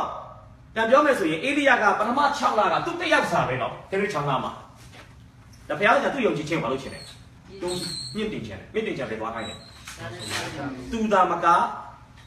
မုတ်ဆိုးမနဲ့သားအတွက်ပါဘုရားသခင်ကစီစဉ်တော့မယ်ဒါကတခါခါကျရင်ယုံကြည်ခြင်းအစပြုတဲ့ယုံကြည်ခြင်းမှာတော့ကိုယ်တယောက်တည်းအတွက်ပဲကောင်းကြီးမင်္ဂလာဖြစ်နိုင်ပေမဲ့ယုံကြည်ခြင်းကိုကျွန်တော်တို့တိုးမြင့်ပြီးအသက်ရှင်ရှောက်နိုင်မယ်ဆိုရင်ကျွန်တော်နဲ့ထိတွေ့ဆက်ဆံတဲ့လူမှုအတိုင်းဝိုင်းမှာကြီးစွာသောကောင်းကြီးမင်္ဂလာပါဖြစ်လေရှိမှာဖြစ်ဒါကြောင့်ကိုယ်လည်းမိကုန်းထုတ်သူခြင်းနဲ့ငါရဲ့ယုံကြည်ခြင်းကငါတယောက်စာအတွက်ပဲလုံလောက်နေတဲ့ယုံကြည်ခြင်းမျိုးလားဒါမှမဟုတ်ငါနဲ့ထိတွေ့ဆက်ဆံရတဲ့မိဘမောင်ဘွားအတိုင်းဝိုင်းအသင်းတော်အတွက်ကိုကြီးမားတဲ့ကောင်းကြီးမင်္ဂလာဖြစ်စေတဲ့ယုံကြည်ခြင်းရောက်ပြီလားဆိုတော့ကိုကျွန်တော်ပြန်ဆန်းစစ်စေချင်တယ်ဟိုသူ့ပဲသွားခိုင်းတယ်မုဆိုးမစဉ်းစားတော့တကယ်တော့အဲ့ဇရတမုဆိုးမအိမ်ရှိတဲ့ဇရတမျိုးဆိုတာယေဇဗေလဒီဣသေလရှင်မြေအာဟရဲ့မယားအမတန်မှစိုးသွမ်းတဲ့မိဖုရားဆိုးကြီးပေါ့မိဖုရားဆိုးကြီးရဲ့နေရာဒေသဗျဒါဆိုးစကားတော်ရှိတယ်အန်ဒီအများဆုံးနေရာကတစ်ခါခါကျရင်ပါဖြစ်တယ်အလုံးချုံဆုံးနေရာဗျအောင်စရာဘာလို့ကျွန်တော်318ကိုဖတ်ကြည့်တဲ့အခါမှာအာဟကသူ့စစ်တပ်ကိုလွတ်ပြီးတော့မှအိမ်ကြီးချင်းနိုင်ငံတွေအားလုံးကတလန်းဝင်တလန်းထွက်အေးပြရကိုလိုက်ရှာခိုင်းထားပြီးတော့သူမရှာခိုင်းတာပဲဒေတာဖြစ်မယ်သူမိမရဲ့ဒေတာသူကမထင်ဘူးဒီမောင်ရင်တော့ငါမိမကိုကြောက်မှာပဲသွားရဲမှာလေဟာသွားတော့ဘုရားလည်းအံ့ဩစရာတော့ဘုရားခင်ဟိုအကွက်ရွှေ့တာလည်းရမ်းတော့ပဲပေါ့လူတွေကဘာလို့လဲဘာလို့သူပြောတာဟုတ်ကိုတော့ကိုမရှာတဲ့နေရာတနေရာမှမရှိဘူးပြောတာအကုန်လုံးလိုက်ရှာကျွန်တော်ထင်တယ်အေလိယလူအကြံစီနဲ့တနေရာမှာပုံမဲ့ဆိုမိမဖယားခရစ်ချောင်းမှာပို့လိုက်ခရစ်ချောင်းရေခမ်းတာနဲ့မုတ်ဆိုးမအိမ်ပို့လိုက်ကျွန်တော်ထင်တယ်ဖြစ်နိုင်တာတခုကအေလိယ6လတာပုံနေတဲ့အချိန်မှာမုတ်ဆိုးမအိမ်ဘက်မှာလည်းရှာပြီးသားဖြစ်ကောင်းဖြစ်နိုင်အဲကြောင့်ဟိုကလူတွေရှာပြီးတဲ့အချိန်ကျမှဟိုဘက်ဘာလို့လဲဖယားရွှေ့တာပဲဖြစ်ချင်တော့သူရောက်တဲ့အချိန်ကလည်းမဖြစ်နေပြီမုတ်ဆိုးမစားစရာမရှိတော့နောက်ဆုံးတော်ရဲကခွေလာတဲ့ထင်းချောင်းလေးနှစ်ချောင်းကျွန်တော်စဉ်းစားတယ်ထင်းချောင်းလေးနှစ်ချောင်းနဲ့ချက်ရင်တော့ကြက်တဲ့အစားတောက်ဆိုတော့တော်နေတယ်ဗျအဲ့ဒါလေးကိုစားပြီးသားအမိနှစ်ယောက်သေပွဲကျွန်တော်ထင်တယ်အစာအသက်တချို့က9ရက်ရေသက်တမန်နဲ့လို့ပြောတာတကယ်တကယ်အစာမစားဘဲနဲ့ဒီကရက်40လောက်ရှင်လို့ရတယ်ရေမတောက်ဘဲနဲ့တစ်ပတ်လောက်ရနိုင်တယ်အခုကျွန်တော်ထင်တယ်စားပြီးသေမယ်လို့ပြောတဲ့အတွက်ကြောင့်ကျွန်တော်သုံးသပ်ချက်တော့ကျွန်တော်အမြင်ကတော့သူတို့တစ်ခုခုများသူတို့အသက်အန္တရာယ်ဖြစ်စေတဲ့ကိစ္စတစ်ခုခုများလုပ်မလားမသိချို့နေရာမှာတွေ့လိမ့်မယ်နော်မိသားစုစားဝတ်နေအဆင်မပြေတဲ့ခါမှာအဖေကကလေးတွေလည်းအစိတ်တိုက်ကိုလည်းအစိတ်တောက်ပြီးမိသားစုနဲ့ဒေတာတွေရှိတယ်သူတို့လုံနိုင်တယ်ကြတစ်ခုခုအေလိယကဘုရားသခင်ရဲ့အမိန့်တော်ကိုနာခံဖို့တစ်စက္ကန့်လောက်နောက်ကျရင်မုတ်ဆိုးမရဲ့နဲ့သားငယ်ရဲ့အသေးကောင်ကိုတွေ့ရင်တွေ့မတွေ့ရင်မုတ်ဆိုးမနဲ့သားငယ်ကမုတ်တဲ့စီကိုကြော်ပြီးပိုက်ထဲမှာဘာလို့လဲကျောင်းတော့ဘာလို့မရတော့လေအဲ့ပိုက်ထဲရောက်ရင်တော့မတိုးပွားတော့ဘူးဘာလို့အေလိရှဲကိုအရင်ကျွေးပြီးမှဒါတိုးပွားတော့သူသာနောက်ကျရင်ဟိုကစားထလိုက်တော့မှာစားတတ်နိုင်ရင်ဘာဖြစ်လဲဗမာလည်းမဟုတ်ဗမာလည်းစီပိုက်ထဲရောက်ပြီးမလုပ်လို့မရတော့ဘူးသုံးနှစ်လုံးစားဖို့မပွားနိုင်တော့ဘူးအဲ့တော့ခါကျရင်ဖယားရဲ့အမိန့်တော်ကျွန်တော်တို့ကဘာလို့လုပ်လို့လဲအချိန်နဲ့တည်င်းကြီးနာခံဖို့လိုတယ်ကျွန်တော်တစ်စက္ကန့်လောက်နောက်ကျရင်1မိနစ်လောက်နောက်ကျရင်တမျိုးဖြစ်သွားနိုင်တယ်ဆိုတော့ဒီမှာလည်းမတွေ့ရလဲပရမမုဆုမသူကပြောတယ်ဟေးငါ့ရေပေးဆိုတော့ဒီကနည်းနည်းအစားတောက်တဲ့ဆိုင်ရေကနည်းနည်းလွယ်လွယ်ကူကူရနိုင်တယ်ဆိုတော့ရေတော့ဘာလို့လဲအော်ပြီရေသွားယူပြီးနေတဲ့အချိန်မှာထပ်ပြောတယ်ဟေးမုတ်လေးလဲကြော်ပြီးယူလာအောင်ဆိုဒီမိမစိတ်တူတယ်နဲ့တူတယ်တင်ကိုးကြရဘုရားခင်ချာတော့ဘုရားအသက်ရှင်တဲ့အတိုင်းငါမှဒီမုတ်နဲ့ဒီစီပဲကြံတော့တယ်စားပြီးသေတော့မယ်မပေးနိုင်ဘူးကိုကဆက်ပြောတယ်ငါ့အရင်ကျွေးပြီးမှမင်းနဲ့မင်းသားစားတမန်ဟောင်းရဲ့မဿဲ6:33ဖြစ်ပါတယ်နိုင်ငံရဲ့ဖြောင့်မချင်းတရားရှိဆိုတော့လေခရစ်တော်လည်းပြောတယ်လေ prophet ကိုကျွေးမွေးပြုစုတယ်ဆိုတာငါ့ကိုကျွေးမွေးပြုစုတယ်လို့ပဲလို့ပြောတာအဲ့တော့ဘာလို့ခိုင်းလဲကျွေးခိုင်းတယ်အေလိရှဲကိုအေလိယကိုလည်းကျွေးလိုက်တော့ဒီကတော့မိမစိတ်ကြောင့်မတော့အရန်ခံစားမှာဗျစိတ်မအီမသာနဲ့ကျွန်တော်ထင်တယ်စေတနာမပါဘဲနဲ့တော့ဖြစ်နိုင်တယ်ဘာလို့လိုက်လဲကျွေးလိုက်တယ်မုံနဲ့စီကိုသူချက်ပြုတ်ပြီးတော့ကြော်လော်ပြီးတော့မှအေလိယကိုကျွေးလိုက်တယ်တကယ်တော့သူကြော်ပေးတဲ့အချိန်ချက်ပေးတဲ့အချိန်မှာကျွန်တော်မြင်ပါတယ်ဘာမှမရှိတယ်လို့ဖြစ်လိမ့်မယ် အေလိယကျွေးပြီးပြန်လာတဲ့အခါမှာဘာဖြစ်နေလဲကိုတော်လိုက်ပြီးတော့ဂျုံတွေဖြစ်သွားတာမဟုတ်ဘူးနော်ဟာလေမစီငါးချက်သားဂျုံ30သားဆိုအဲ့စီငါးချက်သားဂျုံ30သားကငကိုတိုင်းမဖြစ်နေတယ်ဗျဘလောက်သုံးမကုန်နိုင်နဲ့ပါခဲ့တယ်စီငါးချက်သားဂျုံ30သားပုံစံဖြစ်နေအဲ့ဘလောက်တော့စားရလဲဆိုရင်အင်တန်ကာလပတ်လုံးကျန်းစာမှာကျွန်တော်ချိန်ထိုးပြီးကြည့်တဲ့အခါမှာ3နှစ်စဉ်းစားကြည့်နော်လူ3ယောက်ကဒီမုတ်ဒီစီကိုဘလောက်စား3နှစ်ဘာလို့လဲအေလိယရောက်သွားတဲ့ဇရတမုတ်ဆိုးမအိမ်ဆိုတာဖယားသခင်အလိုတော်ဥဆောင်တဲ့နေရာဖြစ်တယ်ဗျအလိုတော်ဥဆောင်တဲ့နေရာမှာယေရှုတော်ကတာဝန်ယူတယ်ဗျဟာလေလုယာအလိုတော်ဥမဆောင်ဘဲနဲ့ကိုယ်ဆန်အလိုဆန္ဒဥဆောင်တဲ့နေရာဆိုရင်တော့ကိုဘာသာကိုဘာလို့မလဲဘာမှတာဝန်ယူပဲအားကြောင့်ကျွန်တော်ရှင်းတယ်အလိုတော်ဥဆောင်တဲ့နေရာမှာလိုက်ရင်အရန်ပေါ့ပါတယ်ဗျအရန်ပေါ့ပါတော့ဆိုရင်ယေရှုတော်ကကျွန်တော်တို့ဘာလုပ်လဲဝိုင်းရံနေတာဗျ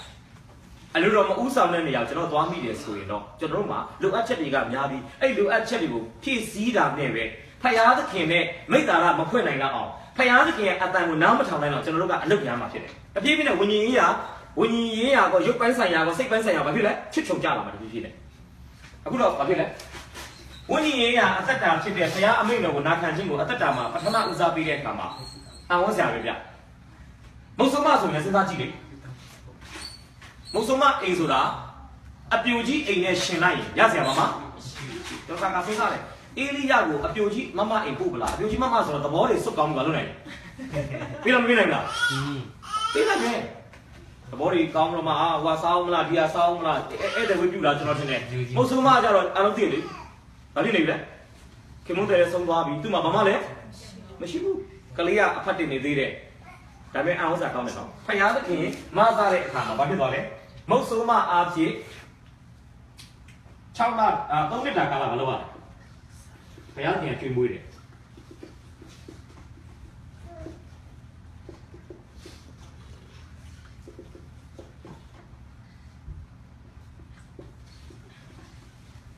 3နှစ်တာကာလဘုရားခင်ပြင်ဆင်ပေးတာဖြစ်ပါတယ်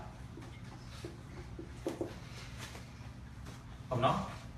3နှစ်ဂျူးလူမျိုးတွေရဲ့ပြက်ကတိမှာတစ်နှစ်မှာကျွန်တော်တို့365ရက်ပေါ့360ပဲရှိသွားတစ်လမှာရက်30အထိဂျူးတွေရဲ့လားတော့ပြမယ်နော်3နှစ်ဆိုတော့3နှစ်မြောက်အရောက်မှဇန်လုပ်ပါတရက်ကိုဘယ်လောက်စားမလဲနှစ်နဲ့ထားလိုက်နော်မနေ့ညပဲစားမယ်စားတာ3ရောက်ရက်က360 360 3နဲ့ပြောက်ရင်3နှစ်မှရှိတဲ့ရက်ရလာမယ်အဲ့ဒါကိုတရက်နှစ်နဲ့နှုံးနဲ့ရမယ်နော်တရက်နှစ်နဲ့ဆိုတော့ကျွန်တော်ထင်တယ်အဲ့လိုတရက်နှစ်နဲ့ပဲထားလိုက်3ရောက်စားမယ်ဆိုတော့3နဲ့6ဖြစ်နေပြီလေပြီးတော့ဒီမှာကျွန်တော်တွက်စီချင်တာအမေရိကန်ပြည်ထောင်စုမှာလူတယောက်အရန်ကောင်းတာလည်းမဟုတ်နော်အရန်ညံ့တာလည်းမဟုတ်ပုံမှန်စားမယ်ဆိုရင်ဘယ်လောက်ပုံလဲတနက်ကိုဘူဖေးစားတာတော့မပြောနဲ့ပေါ့နော်ဘယ်လောက်ပုံမှန်ခမန်းချီညံ့လည်းမညံ့ဘူးအရန်ကြီးလည်းမမြင့်ဘူးဗျအလေလက်လား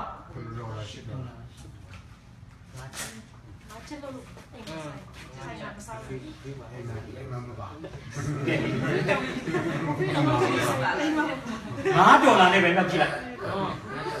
ဒီမှာအော်စရာကောင်းတဲ့ကိန်းကနန်းပါဖြစ်တယ်ဟုတ်လားအော်စရာကောင်းတဲ့ကိန်းကနန်းဆိုတာဖယားသခင်ဘာလုပ်ရတာလဲကျွေးမွေးတာဟာဒါမိတ်ဆွေကျွန်တော်ဒီနေ့ပြောချင်တာမျက်မှောက်တော်ကကျွန်တော်တို့ကိုဘယ်တော့မှလိုအပ်ချက်တွေမျက်ွယ်ကျွန်တော်တို့ဘာလိုနေတယ်လဲဆိုတာဘုရားရှင်ပါပြတယ်ဒီဘုရားရှင်လိုအပ်ချက်နဲ့တည်ငြိမ်တော့တခါမှာယူဇနာဥယျာဉ်မြို့တော်မှာအိမ်တအိမ်ကအိမ်တစ်တက်ပွဲလုပ်တယ်အဲ့မတိုင်ခင်မှာကျွန်တော်ကမြောက်တကုံမှာဘာလုပ်လဲဆိုရင်မြောက်တကုံမှာဒီပါမဲ့ဂေယာတစ်ခုကဂေယာမူးပေါ့ဂေယာပိုင်ရှင်ကမွေးနေ့ပွဲလုပ်တော့သူ့မွေးနေ့မှာကျွန်တော်တရားဟောခိုင်းတယ်ဟောပြီးတာနဲ့ကျွန်တော်ကားငါပြီးကျွန်တော်တယောက်သေးပဲမြောက်တကုံကနေတောင်တကုံကိုဖြတ်ပြီးတော့မှယူဇနာဥယျာဉ်မြို့တော်ကျွန်တော်သွားပြီးအိမ်တစ်တက်ပွဲသွားတယ်ဝိပုပုဂ္ဂိုလ်ချင်းပြီးတဲ့အချိန်မှာအိမ်ရှင်ကကျွန်တော်ကိုမေတ္တာပြတဲ့အနေနဲ့အလူငွေပေးတယ်သူပေးတဲ့ပမာဏကတော်တော်များတယ်ဗျသူပေးတဲ့ခန္ဓာကျွန်တော်အရင်တော့အလူငွေပေးပြီးပါတယ်ဒါပေမဲ့အဲ့လောက်များတဲ့ပမာဏပေးလို့ပေးထားမှရှိတယ်ဒီတစ်ခါတော့ကျွန်တော်လည်းကျွန်တော်အိမ်သက်တက်ပွဲလို့ကျွန်တော်ထင်တာအိမ်သက်တက်ပွဲဖို့လို့ပေးတယ်လို့ထင်တယ်အိမ်ပြန်ရောက်တဲ့အချိန်မှာကျွန်တော်တို့ဘာလို့ဒီပတ်စံပေးလဲဆိုတော့ကျွန်တော်သဘောပေါက်သွားတယ်အိမ်ရောက်တယ်နဲ့ကျွန်တော်မိမပါလို့ဆိုရင်ယောက်ျားရေစက်ပြတ်သွားပြီတဲ့ပြင်လို့လည်းမရတော့ဘူး အသိဝယ်ရကျွန်တော်ရေဆက်အသိဝယ်တဲ့အခါမှာ तू ကျွန်တော်ပေးတဲ့အလူငွေနဲ့ကွက်တီပဲဗျာဟာလေလုယာအဲ့ဒီလာပြင်တဲ့လူရဲ့စိုက်ကားခါတွေပါတော့ဘုရားသိတယ်နော်ဘုရားသိတယ်ကျွန်တော်ဆုတော်မတောင်းဘူးနော်ကျွန်တော်ရေဆက်ပြတ်သွားပြီကိုတော်ကြီးကျွန်တော်ရေဆက်ဘိုးလေးမဆာပါကျွန်တော်တောင်းကျွန်တော်အိမ်မှာရေဆက်ပြတ်တာကိုကောင်းငယ်ကဘုရားမြင်တယ်ဟိုမှာနှလုံးသားကိုတိုးထပြီးအဲ့ဒီဟာနဲ့ကွက်တီငွေကြီးကိုရရှိမှလုပ်ပေးတယ်ကျွန်တော်ကိုယ်ပဲဘုရားမျက်ကွယ်မဖြစ်ဘူးနော်မိတ်ဆွေရဲ့လူအချက်မှန်ပါစေမိတ်ဆွေရဲ့လူအချက်မှန်ရင်လူအချက်ကိုအချိန်နဲ့တပြေးညီနေရာနဲ့တပြေးညီအခြေအနေနဲ့တပြေးညီဘာလို့လဲလဲပြင်ဆင်ပေးနိုင်တဲ့ဘုရားရှင်ဖြစ်တယ်ကဲဒုတိယနောက်ဆင်သွားရအောင်ဒုတိယခေါင်းစဉ်ကိုကျွန်တော်ဘယ်လိုစက်ထားလဲဆိုရင်ဘုရားသခင်က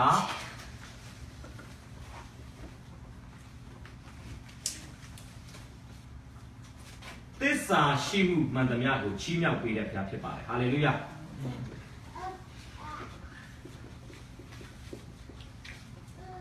သစ္စာရှိမှုမှန်သမျှကိုချီးမြှောက်ပေးတယ်ကျမ်းစာကျွန်တော်ပေးခြင်းနဲ့ရှင်လုကာခရစ်ဝင်ကျမ်းအခန်းကြီး16အပိုင်ငယ်30လုကာ16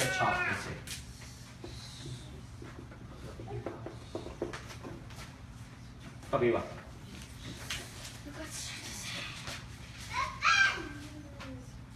你那个木乃伊啥西罗土地，几个木乃伊啥西里，你那个木乃伊啥西罗土地，几个木乃伊啥西里。ပြောချင်တာပါလေအနည်းငယ်သောအမှုမှာသစ္စာရှိမှပဲဘုရားသခင်ကကြီးသောအမှုကိုကျွန်တော်လက်ထဲမှာပါဖြစ်မှာလေအဲ့ရဲမှာဖြစ်တယ်ဒါကြောင့်ပြောချင်တာကအမှုတော်ထဲမှာနေ့စဉ်ရဲ့တက်တာမှာကျွန်တော်တို့ဒီဘုရားသခင်ပေးတဲ့အချိန်ဘန္တာဆွမ်းအားတွေကိုသစ္စာရှိစွာကျွန်တော်တို့မှန်ကန်စွာသုံးဆွဲမယ်ဆိုရင်အဲ့သစ္စာရှိမှုမှန်တယ်များဘုရားသခင်ကလာလက်တော့အနာဂတ်ကာလမှာမလုပ်မလဲဂုဏ်ပြုဖို့ချီးမြှောက်ဖို့ရှိရဆိုတော့ကျွန်တော်ပြောပြချင်ကဲဒါဝိသက်တာကြည့်ရဒါဝိဘုရားတက်တာကြည့်တဲ့အခါမှာ200ကန်းကြီး9အပိုင်ငယ်8ကြည့်ရ200ကန်း8200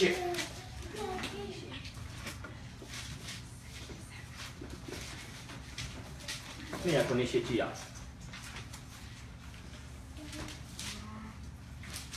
ကိုကောင်းကင်ကိုချေရှင်သာရပြမေတ္တာမူတီတာတိုးချင်းရတိုးချန်ချေကတင်းကိုအနုဒီမာလီတူဒီလာအနုလိုအိုစတော်မြေရဟိုင်ခံချာဘီတော့ပြီ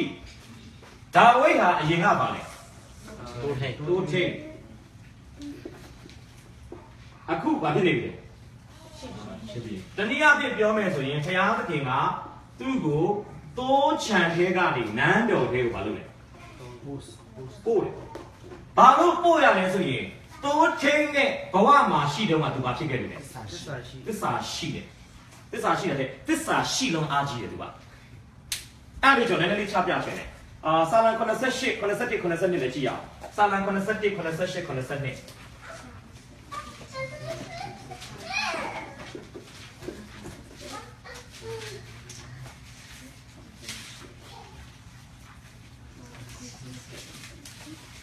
ရလား88ခုလောက်တော့ဆာလာအပိုင်ငယ်87 92ဒါမျိုးရှိတော့အမရကိုချစ်တော့ထင်းချင်းအမှုမှဆိုရင်မိမိလူတီးဟိုတော့ရကောမျိုးသားအမေတော်တီးဟိုတော့ဒီလာလို့ကိုဒေးမေးစစ်ချင်တာဖြစ်တယ်ဒီထိုတူဒီခမတ်တော်ဘောရှိတဲ့ကာကျွေးမရေလီမာတော်တဲ့နေဦးစီကဲကျွန်တော်မေးတဲ့မေးခွန်းကိုကျွန်တော်ထင်တယ်အဖြေကနှမျိုးဖြစ်နိုင်တယ်ဘယ်အဖြေပဲဖြစ်မားတယ်လို့ကျွန်တော်မဆိုလို့နော်ကျွန်တော်မေးမယ်နော်တယောက်တစ်မျိုးဖြေလိုက်မယ်ကျွန်တော်မြင်တယ်ကလေးထင်းရတာနဲ့လူကြီးထင်းရတာဘယ်ဟာပိုခက်လဲဘယ်ဟာပိုလွယ်လဲကလေးထင်းရတာပိုလွယ်တယ်ကျွန်တော်ထင်ထားပြီးသားကျွန်တော်မျှော်လင့်ထားပြီးသားဒီအဖြေတွေဆိုတော့မင်းမယ်ကလေးကိုထမင်းကျွေးရတယ်လူကြီးကိုထမင်းကျွေးရတာဘယ်ဟာပိုခက်လဲကလေးကိုစစ်လွယ်လားတာက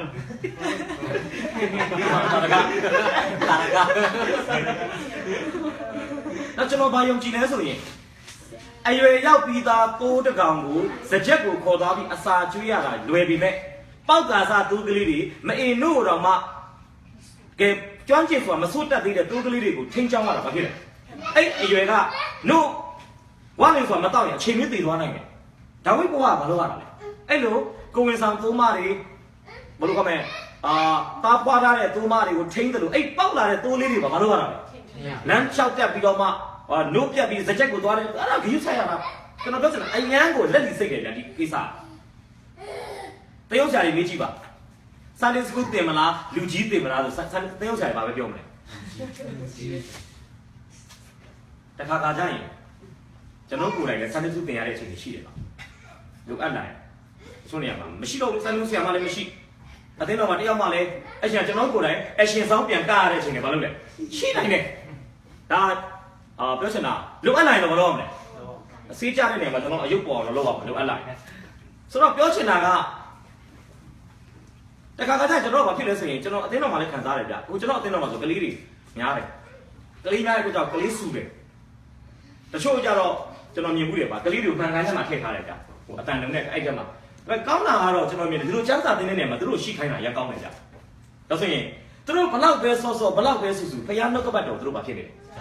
ကြားနေတယ်ဒါအလကားမဖြစ်ဘူးနော်ကျွန်တော်ကလေးဆိုကျွန်တော်ခေါ်ပါအခုဆိုကျွန်တော်မိသားစုလုပ်နေတဲ့အိမ်တွေကကလေးဆိုရင်ကျွန်တော်ဒီဘက်မှာရေးတယ်ကျွန်တော်ပြန်ကြည့်လိုက်မရှိတော့အကုန်ဖြတ်လိုက်ပြီတော့တက်လာတာသူကဒါဘာသက်တယ်မှလည်းမသိဘူးအရင်ဆော့တယ်ဒါကျွန်တော်နဲ့လုပ်ဖို့ဆောင်ကလေးကပြောတယ်ဆရာဘယ်လိုစမ်းစာတင်လဲငါတင်တတ်တယ်ခက်တော့နော်စာပိုင်းမှာတော့ကလေးကတစ်ချက်ဝင်လိုက်ကျွန်တော်တို့အာယုံပြောက်သွားဒီနားတရားဟောချက်တဲ့ပုံပြောက်သွားပြီဗျဒါကြားလာရင်ဘာဖြစ်လဲကျွန်တော်လည်းအမေရိကကို2013မှာလာတော့မှအရင်ခက်ပါတယ်အယောက်30လောက်ရှိတော့ဘုရားကျောင်းမှာတင်မလွယ်ဘူးနော်အရှိမဖြတ်ပြေးတယ်ဒါကြောင့်ရောကြာလာတော့ဘာဖြစ်လဲစင်ပြေသွားတယ်ဒါဝိတ်အဲ့ဒီကလေးတွေရှုပ်ချက်ခတ်နေတဲ့ဖះเจ้าမှာစံစာတင်တဲ့အခါမှာဒါဝိတ်တိုးချန်ထဲမှာတိုးเจ้าနဲ့ဘဝကိုကျွန်တော်အများအားခံစားပေးတယ်လွယ်လားမလွယ်ဘူးဒါပေမဲ့တခုတော့ရှိရင်နော်ဒီတိုးတွေကြီးလာတဲ့အခါမှာစီးပွားဖြစ်လာမဖြစ်ဘူးလားဖြစ်လာမဖြစ်လားအရင်တော့ကတေးလေးတွေရမ်းပေါင်းကြတဲ့တိုးအခုအရွယ်ရောက်လာပြီးတော့မှကလေးပြန်မွေးလာပြီဖြစ်စီအမွေးညက်အချိန်ညတော့အဲ့ကလေးလေးတွေဘဝတော့မှပြုစုပြုထောင်ခဲ့ရတဲ့အကျိုးကျေးဇူးပါဖြစ်တယ်ဒါ Sunday school ကလေးတွေပေါ်မှာကျွန်တော်တို့သစ္စာရှိစိတ်ရှည်တဲ့အရာတွေတနေ့ကျရင်မဖြစ်တယ်ကျွန်တော်နောက်တစ်ခါမှသင်ဥစ္စာလုပ်တယ် Sunday school တော့ကျွန်တော်မသင်ခဲ့ပါဘူးဒါပေမဲ့လူငယ်အများကြီးကိုကျွန်တော်ဥဆောင်ခဲ့အဲ့လူငယ်တွေက10ကနန်းချက်မနေကအခုကဘာမှာအမှုတော်ဆောင်နေဖြစ်နေတာဘုရားရှင်နာမှာဘုန်းကြီးပါစေသင်ဥစ္စာတွေဖြစ်နေတာဂျကူးမှာဖြစ်တဲ့လူရှိတယ်ပီနန်းမှာဖြစ်တဲ့လူရှိတယ်သူတို့အမေရိကန်ထဲရောက်ပါပြီသူတို့ကျန်းကျောင်းမှာဆရာကြီးတွေဖြစ်နေတယ်အဲ့ဒါတွေကဘယ်ကစလာလဲဒီလိုလူငယ်ဘဝစလာကျွန်တော်လူငယ်စီစဉ်လို့ငယ်ငယ်လေးတွေလာထပ်ဖို့8တန်းကျောင်းသား9တန်းကျောင်းသားတချို့ဆိုကျွန်တော်ဘယ်တော့တကောက်ကောက်လိုက်တဲ့အဲ့ဒါ9တန်းကျောင်းသားတွေရှိအခုဆိုပါစတာကြီးဖြစ်နေတယ်တော့ပြောချင်တာအတိတ်ကာလကျွန်တော်လုပ်ခဲ့တယ်ဘယ်တော့မှအချင်းကြီးဖြစ်ပါစတာကြီးအရေးကြီးတာဘာလို့လဲကိုလုပ်ရတဲ့အလုပ်ပေါ်မှာသစ္စာရှိဖို့စိတ်ကျွန်တော်တက်တာပြောတယ်ကျွန်တော်အများနဲ့စဉ်းစားတယ်ခတ်တာ2004ကနေကျွန်တော်2009လောက်အထိပေါ့တရင်ကောင်မြင့်ချင်းဓမ္မပညာသင်ကျောင်းမှာကျွန်တော်ကျောင်းအုပ်တာဝန်ယူရအခုလည်းကျွန်တော်ဒုတိယကျောင်းအုပ်နေတယ်ကျွန်တော်ကျန်းစာကျောင်းမှာဆက်ပြီးတာဝန်ယူတယ်ဟုတ်ဆိုကျွန်တော်ကျန်းစာကျောင်းမှာသင်တာ10စုနှစ်တခုမကတော့ကျွန်တော်ကြာသွားပြီအဲ့လိုဖြစ်တော့ကျွန်တော်ဘဝကျွန်တော်ပြန်စဉ်းစားတယ်ကျွန်တော်ကျောင်းစာကျောင်းဖွင့်မဲ့အချိန်မှာကျွန်တော်တကယ်ကျောင်းစာကျောင်းမှာကျောင်းအုပ်ကြီးအနေနဲ့ရာထားတဲ့လူကအိန္ဒိယမှာကျောင်းစာကျောင်းတက်နေတာကျွန်တော်စဉ်းစားတယ်သူရောက်လာတဲ့နေ့မှာ तू ကအနည်းဆုံး9နှစ်လောက်ကြာမှာသူရောက်လာမှကျန်းအောင်ဖွင့်မလားသူမရောက်ခင်မှာကျန်းအောင်ဖွင့်မလားကျွန်တော်ဆွေးနွေးတဲ့အခါမှာကျွန်တော်ကမရောက်ခင်ဖွင့်ဖို့အဆိုကျွန်တော်တင်သွင်းတယ်ဘာလို့ဆိုရင်သူရောက်လာရင်အစကနေစတာချက်သူမရောက်လာခင်လည်းကြိုတင်မလုပ်လဲဟုတ်လို့ကျွန်တော်ဘာသာရပ်တွေအားလုံးကျွန်တော်ဆွဲရတယ်၄နှစ်စာ PDS ၄နှစ်စာဘာသာရပ်တွေဆွဲရတယ်နောက်တော့မှဘေးဘာသာရပ်ဆိုဘယ်နိုင်တပတ်မှာဘယ်နိုင်တင်လဲဘယ်ဘာသာဆိုဘယ်နိုင်တင်မလဲအဲ့ဒါ၄နှစ်စာ PDS ၄နှစ်စာကျွန်တော်ဆွဲရတာဟုတ်အဲ့ schedule တွေကျွန်တော်ပုံဆွဲတယ်အခုကြည့်တယ်အဲ့ဒါနဲ့ပဲကျန်းစာကျောင်းကချီတက်နေတာဆိုတော့လူနေတော့တော်တော်ခက်တယ်နောက်ပိုင်းကျွန်တော်နားလည်တာရှိတယ်ကျွန်တော်ကျန်းစာကျောင်းစားတဲ့ခါမှာကျောင်းသား10ခန်းတော့မရှိဘူးလေကျောင်းလို့သာပြောတာဒါဖေကဘာလုပ်လဲဆိုရင်အတိတ်ကာလကလေးကကျွန်တော်များခင်ပြင်ဆင်ထားတာရှိတယ်တရင်အောင်နဲ့ချင်းဓမ္မပညာသင်ကျောင်းကလေးမျိုးကနေရန်ကုန်မြို့ကိုပြောင်းလာတဲ့အခါမှာကျွန်တော်ကရန်ကုန်မှာဖွင့်တဲ့46ရပ်ကွက်မြောက်တကုံမှာဖွင့်တဲ့တရင်အောင်ကျန်းစာကျောင်းမှာကျွန်တော်တို့အုပ်စုကပထမဆုံးအုပ်စုဟိုဘက်ကကလေးမျိုးကပါလာတဲ့ကျောင်းသားဟောင်းတချို့တော့ရှိတယ်ကျွန်တော်ရန်ကုန်မှာတက်တဲ့14ယောက်မှာကျွန်တော်ကပထမဆုံးအုပ်စုကျောင်းကဒီလိုဖြာလေးရှိတယ်တချင်းစာအုပ်တွေကအဖုံးတော့မစုံဘူးနော်အဖုံးတွေကဟိုတရက်ပြုတ်ပြီးကလေးတချင်းစာအုပ်တွေပြီးလို့ရှိရင်ကျွန်တော်တို့ဟင်းစားထမင်းစားတဲ့ဇလုံးတွေကလည်းပိန်ကျုံနေတာပဲနော်ဟိုတန်းဇလုံးတွေတော့ကျွန်တော်ဖျောင်းနိုင်တဲ့စာကြည့်ရတာနောက်တစ်ခုမှာအဲ့တော့အိမ်လာက1900ပဲကျွန်တော်ဖျောင်းနိုင်တော့ကျွန်တော်ကျွတ်ကျွတ်အိမ်နဲ့ထည့်ထားတာမဟုတ်အတူစနဲတာမဟုတ်ဘူးနေညာလည်းဖျောင်းနိုင်တဲ့စာကြည့်ရနောက်ကျွန်တော်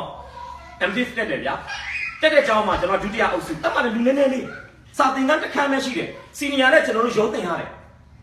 အရင်နေရခံရတာအရင်ကျင်းချက်တယ်ဗျအဲ့နောက်ပိုင်းမှာကျွန်တော်ဘာသဘောပေါက်လဲဘုရားသခင်ကကျွန်တော်ကိုကျမ်းစာကြောင်းအစပြုတဲ့ကျမ်းစာကြောင်းတည်တည်လေးမစုံလင်တဲ့ကျမ်းစာကြောင်းတည်တည်လေးမှာတာဝန်ပေးခြင်းတဲ့အခါမှာဘုရားသခင်ကအစပြုတဲ့နေရာတွေမှာကျွန်တော်ဘာလုပ်ထိုင်လဲပါဝင်ထိုင်အဲ့ဒါကြောင့်စိတ်တက်မကြဘူးဗျအဲ့ကြောင့်လူနေတဲ့အကြောင်းမှာတက်ခဲ့တဲ့အကြောင်းလူနေတဲ့အကြောင်းမှာပြန်ဥစ္စာလည်းမစိတ်တက်မကြလူနေလေကျွန်တော်က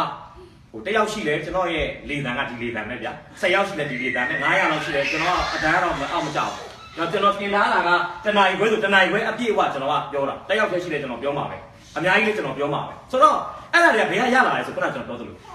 သိငယ်သောအမှုလေးတွေကနေမလုပ်ခဲ့ရတာလေ့ကျင့်ခဲ့ရတာဖြစ်တယ်လူနေလေကျွန်တော်ဟိုတနေ့လည်းသက်သေခံတယ်လေကျွန်တော်ဘာလို့ဒီနေ့အထိလူတယောက်ရှိတယ်ကျွန်တော်ဘာလို့ကျမ်းစာသင်လဲဆိုရင်ကျွန်တော်ရဲ့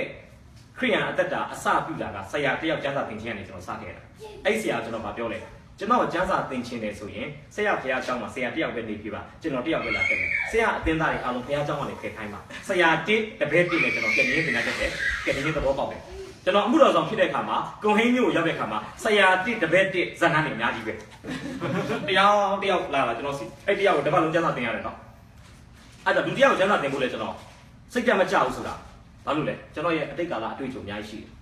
ဒီအနေကဏ္ဍနဲ့လောက်ပါဒါတော့ကျွန်တော်ပြောချင်အနေကဏ္ဍနဲ့အလွတ်လို့ရတဲ့အပေါ်မှာဝမ်းမနေပါနဲ့ဖခင်ကဘဒုကိုမှတခါတည်းအများကြီးမအပ်ဘူးနော်ဒါနဲ့စပါလေအမေကိန်းကဏ္ဍနည်းနည်းလေးပေါ်မှာကျွန်တော်သစ္စာရှိတယ်ဆိုရင်အချိန်တန်ဖခင်ဘာလို့မှမလဲဖခင်ရှိမှာဟိုတောင်ဝိဆိုကြည့်လေတိုးကြောင်းတဲ့ကောင်တော့ဘယ်သူမှစိတ်ဝင်စားဘူးနော်ဒါပေမဲ့အချိန်တန်တော့မရောက်ပါနဲ့အဲ့ဒါမှကျွန်တော်ကြည့်ရသူနဲ့ပတ်သက်တဲ့ခါလေးကျွန်တော်လည်းကြည့်နေတယ်နော်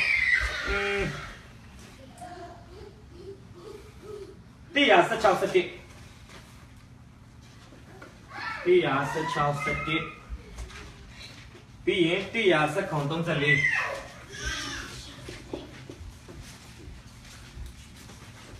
ပြီးရင်119 35ကြည့်ရဖန်ရီရှိတီတာခရီးတို့ကိုရှမလာရှိမှာသွားစီဖြစ်ရှမလာကအတူတို့ကိုလည်း၆ချရေးတော်မူ16 17ဟာဒီ၌တာမရှိပြီလောဘူယေရာမင်းတို့ရေချက်ကငယ်ဆုံးသောတာရှိပါသည်တို့ကိုထင်ရှားရနေပါဒီဟုလို့ဆိုတော့ဟုတ်ပြီရပြီဒါဝိဒ်မှာတာဝန်ရှိတယ်ဘာတာဝန်လဲဒုထေနောက်119 34ဒါဝိကကိုရောကျွန်းတရားပါဤတို့ကိုထင်ရှားဆရာသာချင်းတဲ့နဲ့ဝန်တီလာရွေးတို့တနေကိုတို့သူထိုက်ကကတ်ချီပါ၏ဘာပြောလဲလိုက်ဆိုပြပါအဘဤတို့ကိုဘာဤတို့ထိန်းချောင်းစဉ်အခါထိန်းချောင်းစဉ်အခါဒါဝိကဘာအလုပ်လုပ်လဲတိုးထိန်းကြည့်လိုက်လို့ရှိရင်အချိန်ပြည့်တိုးချမ်းထဲမှာမရှိဘဲနဲ့အိမ်မှာပြန်အိတ်နေတဲ့တိုးထိန်းမဟုတ်ဘူးတိုးထိန်းပီပီတတတိုးတွေနဲ့အမြဲတမ်းရှင်တွဲပြီးသူ့ဘာလုပ်လဲမြင်နေရတယ်ဒါကြောင့်ဒီမှာကျွန်တော်ပြောနေတယ်ဒါဝိမှာတာဝန်ရှိတယ်တိုးထိန်းဒါဝိတာဝန်သိတယ်ဗျဘာလို့လဲတိုးချောင်းတယ်ဗျပြောချင်တာသူ့ရဲ့တာဝန်ရှိမှုကနာမည်ခံမဲမဟုတ်ဘူးနော်နာမည်ခံတိုးထိန်မဟုတ်ဘူးဘာလို့လဲလက်တွေ့ချက်တကယ်တိုးထိန်နော်ဒါဝိတ်ကတာဝန်ယူတယ်ဗျဘာလို့လဲဆိုရင်35ဖတ်ပေးပါတာဝန်ရှိတယ်တာဝန်သိတယ်တာဝန်ယူတယ်ဖတ်ပေးပါကျွန်တော်ဟုတ်တယ်35 sorry စက္ကန့်35အဲ့ဒါစက္ကန့်ပါဟုတ်ပြီပါကျွန်တော်လိုက်တဲ့တို့ငယ်ကိုသူ့ဆက်ချက်ကလို့ပါဤဝန်ကျတော့ကိုရေးကြိုက်တော့ခါဝေးဘုစက်ကိုကရေးတက်ပါဤတာဝန်ယူရပါလဲဆိုရင်တိုးတွေကိုလာပြီးအန်တရယ်ပြုတ်တဲ့ရှင်သိနဲ့ဝက်ဝင်ကိုပြန်လဲတိုက်ခိုက်ပြီးတိုးတွေကိုအဲ့ဒရဝါတွေရဲ့လက်ထဲကနေမလုပ်နဲ့ကဲတော့ကဲတိုးများကိုကဲတင်တယ်ဆိုတာဘာလုပ်ခဲ့ပါလဲတောင်းဝင်ယောဟန်10မှာဗာပြောလဲသူငါးတွေကတဲ့တောခွေးတွေလာလို့ရှိရင်တိုးတွေကိုထားခဲ့ပါလို့လဲပြေးတယ်ပြေးတယ်တဲ့တိုးချင်းကတော့တိုးများအဖို့အသက်ဆွမ်းတယ်လို့ပြောတာယေရှုကသူကဘာလဲတကယ်ကိုတိုးချင်းပြီးသားတယ်ဗာလဲတိုးချင်းကော သူပေါက်စားလေးတွေလည်းထိန်းတယ်သူတွေကိုအန်တရာယ်ပြုတဲ့အရာတွေကိုလည်းတိုက်ခိုက်တယ်ကဲတင်တယ်အဲ့ဒါတွေအားလုံးကသူ့ရဲ့နှစ်ပေါင်းများစွာတိုးချန်ထဲမှာယင်းဒီမြုပ်နှံထားတာအားလုံးကိုဘုရားကမြင်တဲ့အတွက်ကြောင့်အသက်30မှာဘယ်ကိုပို့လဲတစ်ဖက်ကလည်းကြည့်ရင်သူကထင်းရတာရမ်းခက်တယ်နော်ငါတို့ဒီသူကဲဆိုလမ်းလွှဲ၍ကိုလမ်းကိုအတီးတီးလိုက်ကြပြီးဖြစ်ပြီဆိုသူဆိုတာတော်တော်ထင်းရခက်တဲ့သတော်ပါသူဆိုတာခြေဦးတရမှာလို့လေသူထင်းရခက်တယ်လို့ဣတိလလူမျိုးထင်းရတယ်လည်းပါခဲ့တယ်လေဘေးခိုင်မှာတော့မျိုးတော်ဝိဘုရားခိုင်မှာလို့လေအဲ့တာဝင်ဘာလို့လဲဟုတ်ပြီကျွန်တော်ပြောမယ်နော်အဲ့တာဝင်လူယူပါဆိုတော့ပြန်ပြောမယ်ဆိုလို့ရှိရင်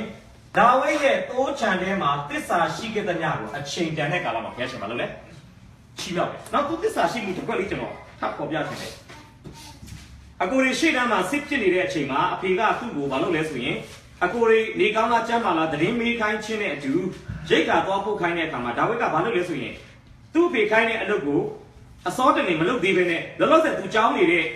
သိုးတော်စုကိုနောက်ထပ်သိုးထိန်တစ်ယောက်ရဲ့လက်ထဲမှာအရင်ဆုံးအနန္ဒာကျွန်တော်တွေ့ရတယ်တရားခန်းကြီးဆက်ခွန်ဘယ်လိုကြည့်အောင်နော်အပိုက်ငယ်20အဲ့ဒါလေးလည်းသူ့ရဲ့တာဝန်ယူမှုပေါ့တရားဆက်ခွန်20ဖတ်ပေးပါဒါဝိဒ်ကြီးနည်းဆောဆောချ၍တိုးတော့ကိုတိုးဆောင်လာတဲ့နေ့အဘမာရတီကစားစကိုယူသွား၍ဒီဟာဒီကလေးထားရတော့ရောက်တော့ဟာလိုက်ဆိုပေးပါကျွန်တော်နောက်ကနေဒါဝိဒ်ဒီနန်းနဲ့ဆောဆောချ၍တိုးတော့ကိုတိုးချိန်၌အပီလင်ဘာမှလဲတိုးချိန်မှာအပ်တယ်ပြောချင်တာဟုတ်တယ်ဒါတော့အဖေကအဖေကအကြောင်းပြတယ်အဖေခိုင်းလို့ကျွန်တော်သွားတယ်ကျွန်တော်အဖေခိုင်းတဲ့ကိစ္စအရေးကြီးနေလို့ကျွန်တော်သွားလိုက်တယ်ဒီမှာတိုးတယ်သူတို့ဖြစ်တာကျွန်တော်လည်းမဆိုင်ဘူးအဖေအဲ့လိုမဖြစ်စေရင်ကျွန်တော်မခိုင်းပါနဲ့လားပြောလို့ရတယ်တော့သူဘာလုပ်လဲဒါသူကကျွန်တော်ချင်းနဲ့သူများတိုးကိုလက်ခစားပေါ်ရတဲ့အကြောင်းလာမှုပဲနဲ့ကိုမီတာစုရဲ့စီးပွားရေးလုပ်ငန်းမှာသူဘာလုပ်တာလဲပါဝင်လားအဖေစင်ရှိနေအောင်အဖေကဘာမှပြောမှာတော့မဟုတ်ဘူးဒါပေမဲ့သူသစ္စာရှိတယ်ကျွန်တော်ပြောချင်တာသိချင်ချာသူအပ်တယ်နောက်ပိုင်းသူအသက်အရွယ်ကြီးလာတဲ့အချိန်မှာလည်းဘယ်လိုရှိလဲဆိုကျွန်တော်ကြည့်ရအောင်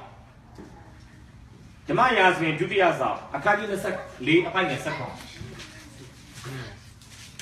224စက္ကွန်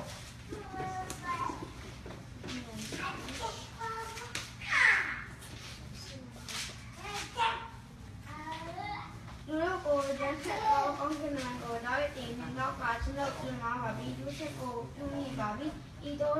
မူကအဘယ်တော့ပြုမိပါတယ်လက်တော်ဒီစနောက်နဲ့စနောက်စေမျိုးနိုင်ရောက်စီတော်မူပါဟိုချရအားတောင်းတယ်လေဘယ်လိုသုံးရလဲကျွန်တော်စာသားလေးယူပေးမယ်နော်ကျွန်တော်တော့က like ဆိုပေးပါ like ဆိုပေးပါဤတိုးတို့မူကအဘယ်သို့ပြုမိပါသနည်းတော့ကျမ်းစာမှာကျွန်တော်ကြည့်တဲ့အခါမှာဓမ္မရာဇဝင်ဒုတိယဆောင်အခန်းကြီး23မှာဒါဝိဒ်ရဲ့တပ်မတော်မှာအားကိုးရတဲ့သူရဲကောင်း38ယောက်ကိုဘာလုပ်လဲမှတ်တမ်းတင်တယ်။ဘောင်းဂိတ်တိလူဥရိယဘောင်း38ယောက်ကြီးလို့ပြောတာသူ့မှာဘယ်လောက်ရှိလဲ။တောင်တောင်မီတဲ့လက်တံပြောင်နဲ့စစ်ပညာကျွမ်းကျင်တဲ့အောင်မြင်မှုတွေစုပူထားတဲ့သူရဲကောင်း38ယောက်ရှိတယ်။အဲ့ဒီသူရဲကောင်းတွေကိုမြင်တဲ့အခါမှာဒါဝိဒ်ဘာဖြစ်လဲ။ငါနိုင်ငံထဲမှာဒီလိုသူရဲကောင်းနောက်ထပ်ဘယ်နှယောက်များအဲ့ဒါနဲ့သူကဘာလုပ်လဲလူကြီးတွက်ချင်တယ်ဗျာ။ကာကွယ်ရေးဦးစီးချုပ်ဖြစ်တဲ့ဘိုးချုပ်ကြီးရွာသားကသူ့ကိုသူ့အမရဲ့သားကန့်ကွက်တယ်ဦးလေးမလုံးနဲ့ဖခင်ကဦးလေးကိုကောင်းကြီးအကန့်အသတ်မရှိဘာလို့လဲပေးနိုင်တယ်လူမရေပါနဲ့အဲ့ကမှတော့လူရေတွက်ရင်လူခွန်နေဆောင်ရတာသူကမရဘူးရှင်ဘင်းရဲ့အမိတ်အာဏာဘိုးချုပ်ပေါ်မှာနိုင်တဲ့ခါမှာသူ့ကိုမလွန်ဆန်နိုင်တော့ဘာလို့ ဒံမျိုးကနေဘယ်လိုရှင်းပါမျိုးတိုင်အောင်တနိုင်ငံလုံးလူကြီးတွက်တာ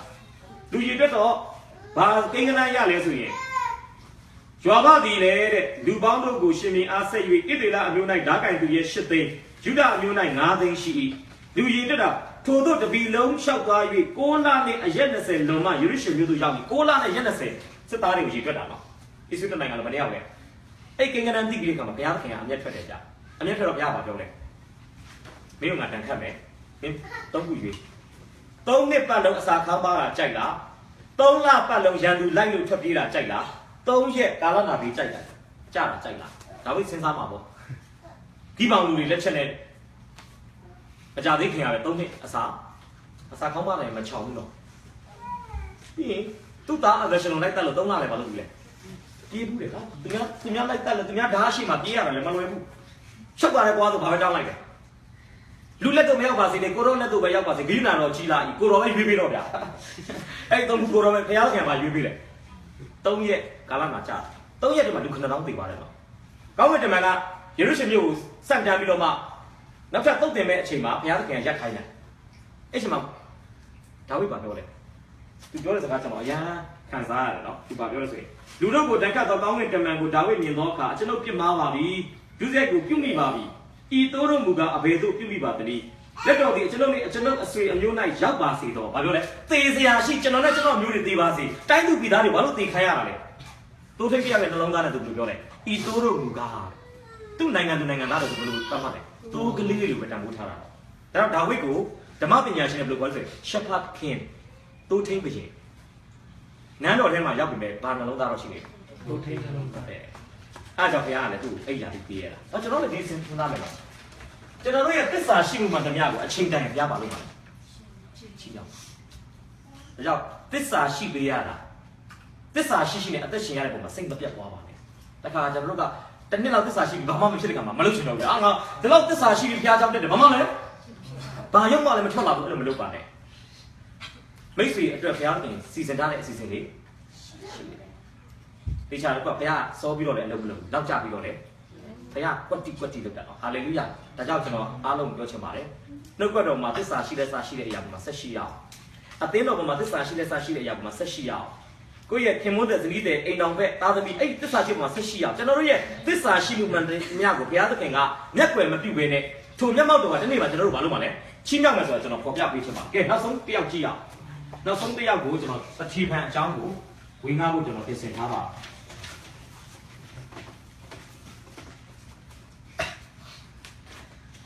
တတိပံကိုကျွန်တော်ဘယ်လိုကောင်းစဉ်ပေးချင်လဲဆိုရင်အဖို့ခပေးမှုမှန်သမျှကိုဘုရားကမျက်ပတ်မတူတဲ့မျက်မှောက်တော်ကအတီးပွင့်ပေးတာဖြစ်ပါတယ်အဖို့ခပေးမှုမှန်သမျှကိုမပေးလဲအတီးပွင့်ပေးတာဖြစ်ပါဒါတော့ကျွန်တော်တတိပံအကြောင်းပြောပြချင်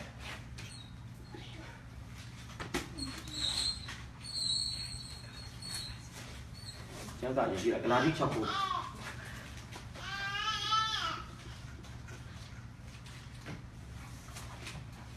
ဧလိယဒါဝိဒ်ဒါတော့တစ်ချိန်ပါကဲသူ့ကြောင့်ကျွန်တော်အချိန်တော့နေနေပြီဉာဏ်လေးကျွန်တော်ပြေးရ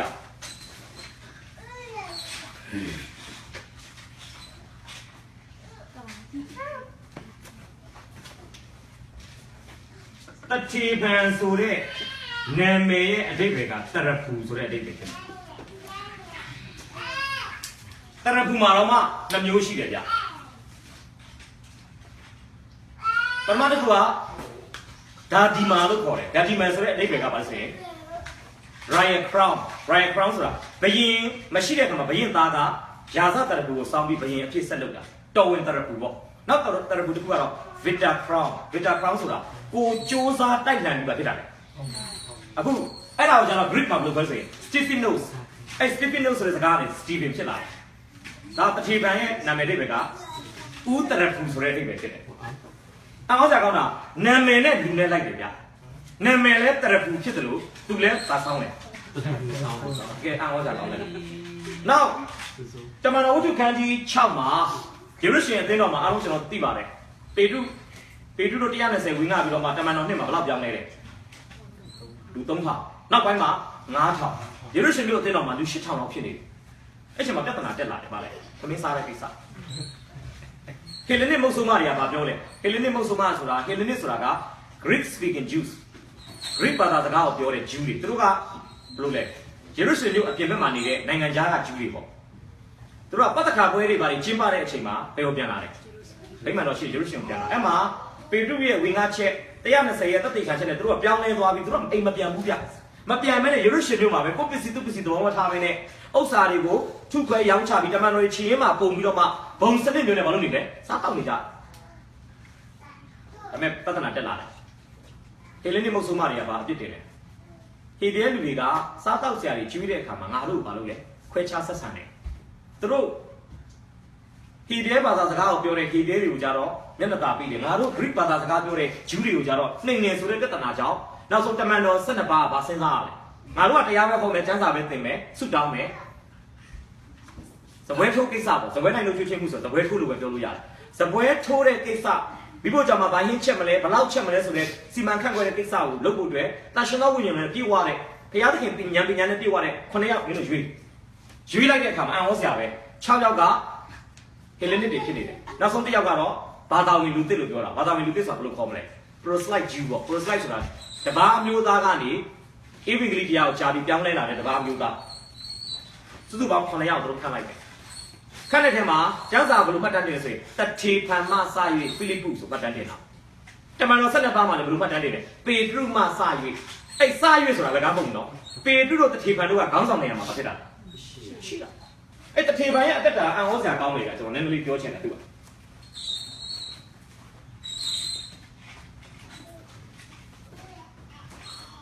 တမန်တော်60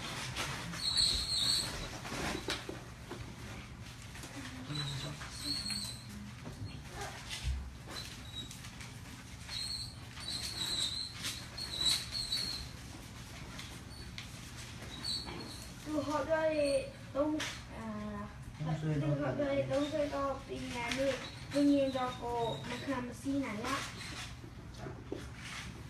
အမှစကလုံးကျွန်တော်အဓိကပြောချင်စကလုံးကဟောပြောတော့တတိပံတရားဟောနေတယ်ဆိုတော့ကျွန်တော်ပေါ်ပြချင်တာနောက်တမန်တော်9တမန်တော်53စစ်တေဆံကိုင်းကြီးကိုမြေကိုပါတော်နာထောင်ကြပါတော့ငါတို့အမအာဗြဟံတီခါနာမြို့၌မနေမြေတော့ပေါ်ဘာမိတိုင်း၌ဟုတ်ရပြီအမှဘာပြောလဲညီကိုတို့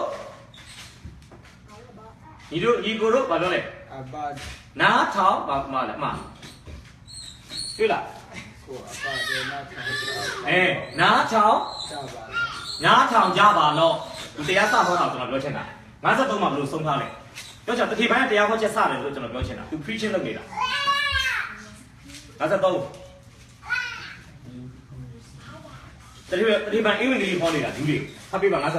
ဒီလိုဒီကောင်းတဲ့မညာသင်္ကြန်အဖြစ်ပြင်းတဲ့တရားတော်ကိုခံရတော်လည်းမဆောင်မဆောက်ကြဘူးတတိပံမဆို၏ဒီလားတတိပံ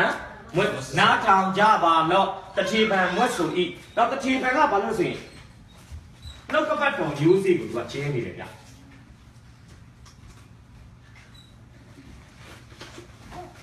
နှုတ်ကပတ်တော်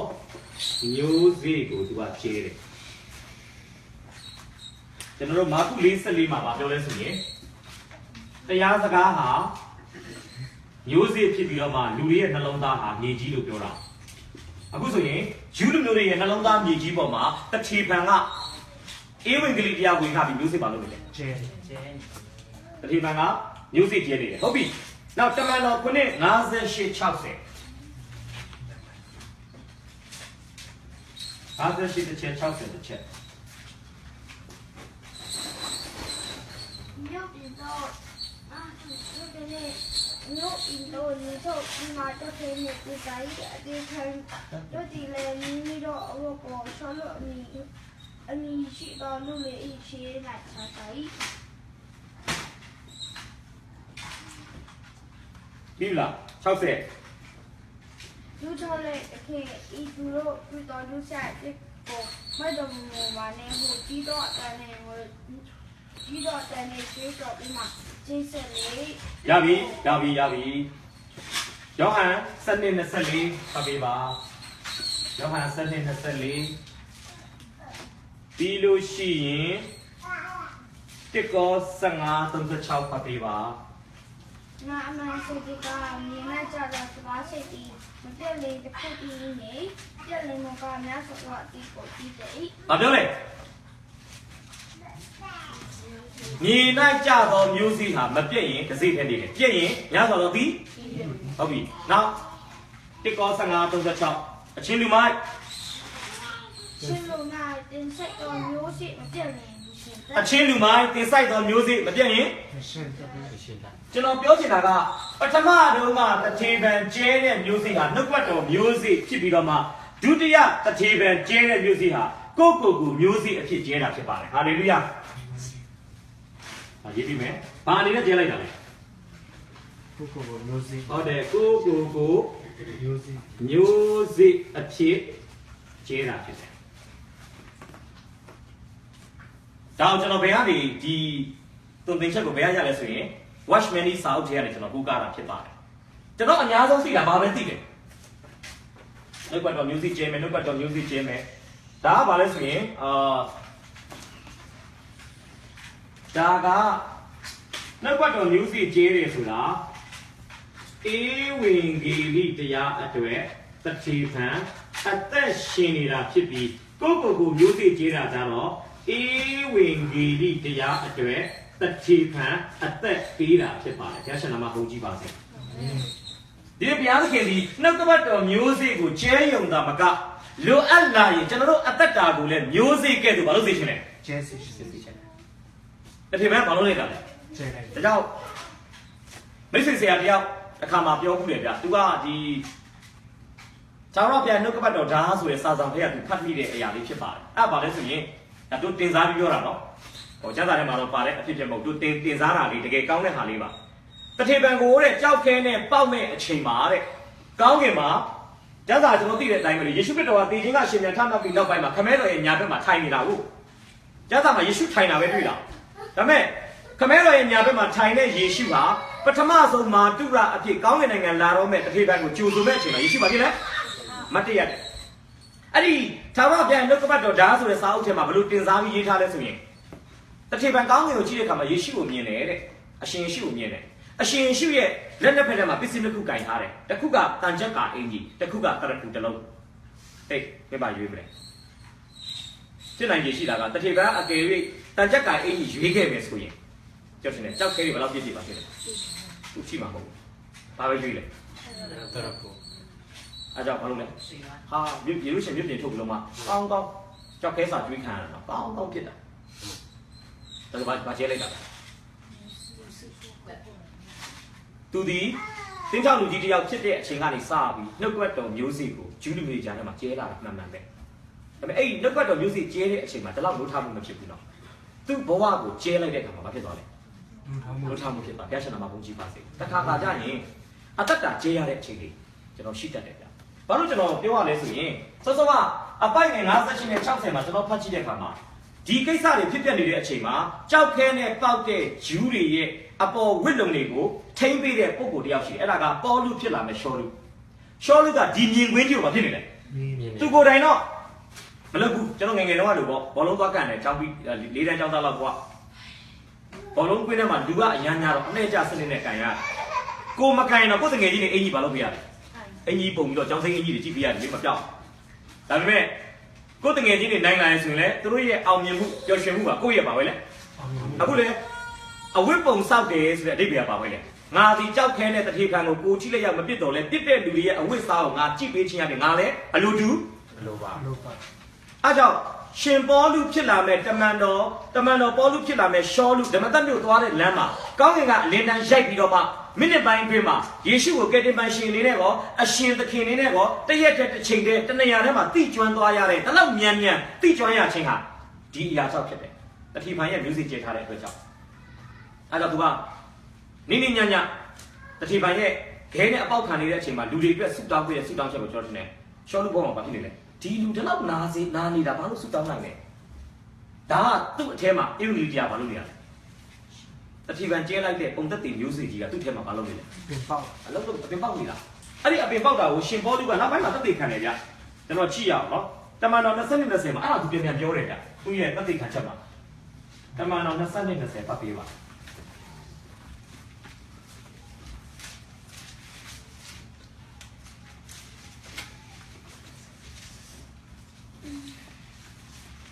ပတ်ပေးပါကိုရောဣတတေခံဖြစ်တော့တပန်ဒီအသွေးကိုတွန်းတော့အခါကျွန်တော်ဒီအနာဟန်ရဲ့ကွန်ရက်ချင်းအမှုကိုခံကြည့်လားတတိပံကိုကွမြက်တဲ့အခါမှာသူဘာမှရှိနေလဲနားမှာဒါကြောင့်ဒီမှာကျွန်တော်ရေးပေးမယ်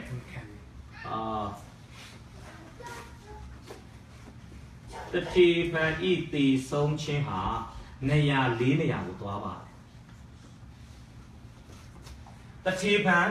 တထေပံရဲ့ပုဂ္ဂလိကအတ္တတာအတွက်ဆိုရင်နန်းတက်ခြင်းပဲဖြစ်ပါတယ်ဘုရားရှင်နာမဘုန်းကြီးပါစေကောင်းကင်နိုင်ငံကိုဂုံတိတ်ခါရှိတယ်ဘာဖြစ်သွားလဲတက်သွားနောက်တစ်ပွဲကဘယ်သူအတွက်လဲဆိုရင်ဣသရေလလူမျိုးတွေရေးဖို့ကြံနော်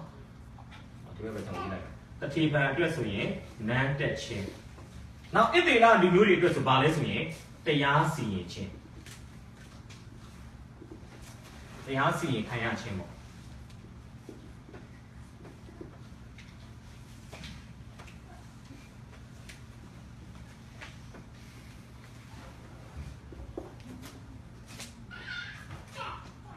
ပထမပိုင်းမှာဗတ္တိဇံဆရာယောဟန်အားဖြင့်ဘုရားသခင်ကဂျူးလူမျိုးကြားထဲမှာမလုပ်လဲအလုပ်လုပ်တယ်ဗတ္တိဇံဆရာယောဟန်ကိုသူမလုပ်ပြလိုက်လဲတတ်လိုက်တယ်နောက်ပိုင်းအရှင်ရှုကိုယ်တိုင်အလုပ်လုပ်တယ်ဂျူးလူမျိုးကြားမှာအရှင်ရှုလည်းတားတယ်မှာတင်းပြီးတော့ဖြစ်တယ်နောက်တက်ရှလောဝိညာဉ်တော်ဒီတထေပံကိုအသုံးပြုပြီးဆက်လှုပ်ရှားတယ်ဗျခမဲတော်ရဲ့ကိုယ်စလဲဗတ္တိဇံဆရာယောဟန်ကိုတတ်တယ်တားတော်ကိုယ်တိုင်လာတယ်တတ်တယ်ဝိညာဉ်တော်ရဲ့အသုံးပြုတဲ့ဒဇာပလာဖြစ်တဲ့တထေပံကိုတတ်တဲ့အခါမှာဂျူးလူမျိုးအတွက်အခွင့်အရေးမရှိတော့ဘူးဗျအဲကြောင့် AD 90မှာဘိုလ်ချုပ်ထိုက်တက်စ်ကယေရုရှလင်ကိုဖျက်ဆီးတာဒီအကျိုးဆက်ပဲကျွန်တော်ပြောချင်တာတထေပံကိုခဲနဲ့ပေါက်တက်လိုက်ခြင်းအဖြစ်ဘာဖြစ်သွားပြီလဲသူတို့အတွက်တရားစီရင်ခြင်းပဲနောက်ဣသရေလလူမျိုးတွေအတွက်ဆိုတော့လွတ်မြောက်ခြင်းဒီကေကောင်းတဲ့အရာပဲနော်သူတို့ freedom ဖြစ်သွားတယ်ဘာလို့လဲဆိုရင်အတင်းတော့အတွက်မက်ဆေ့ရှင်ယာကုပ်ဩဝါဒစာဖတ်ကြည့်ပါရှင်ယာကုပ်ဩဝါဒစာရေးနေတဲ့အချိန်မှာခရစ်ယာန်အတင်းတော်ရှိနေပြီဒါပေမဲ့ရှင်ယာကုပ်ဩဝါဒစာထဲမှာအတင်းတော်ဆိုတာတစ်လုံးမှမပါဘဲနဲ့ဘာပဲပါလဲတရားစရာယေရုရှလင်မြို့မှာဘယ်လိုဖြစ်နေလဲဆိုရင်ဂျူးလူမျိုးနဲ့ဂျူဒိုင်းဇမ်ပေါ့ယူဒဘာသာနဲ့ခရစ်ယာန်ဘာသာကလူမျိုးအတူတူပဲလေလူမျိုးအတူတူဆိုတော့ဒီနှစ်ပွဲရမှာဖြစ်နေတယ်ရောထွေးနေတာအများကြီးဘောင်းကန်းသာဖြစ်တာရောနေတာနောက်ဂျူးလူမျိုးတွေခရစ်ယာန်တွေကဗိမာန်တော်သွားနေတော့မယ်ဆုတောင်းတဲ့အချိန်တော့ဗိမာန်တော်သွားဆုတောင်းတဲ့ဂျူးတွေနဲ့အတူတူဆုတောင်းတယ်သူတို့ကပြီးချနေခြင်းမရှိဘူးရောနေတာပြောချင်တာယူဒဘာသာရဲ့လောင်ရိပ်အောက်မှာခရစ်ယာန်အသင်းတော်လေးတွေကဘာဖြစ်လဲရှိနေတာတတိယကြောက်ခဲနဲ့ပေါက်တဲ့လေးကနေစပြီးယူဒဘာသာရဲ့လောင်ရိပ်အောက်ကနေခရစ်ယာန်အသင်းတော်တွေဘာဖြစ်လဲ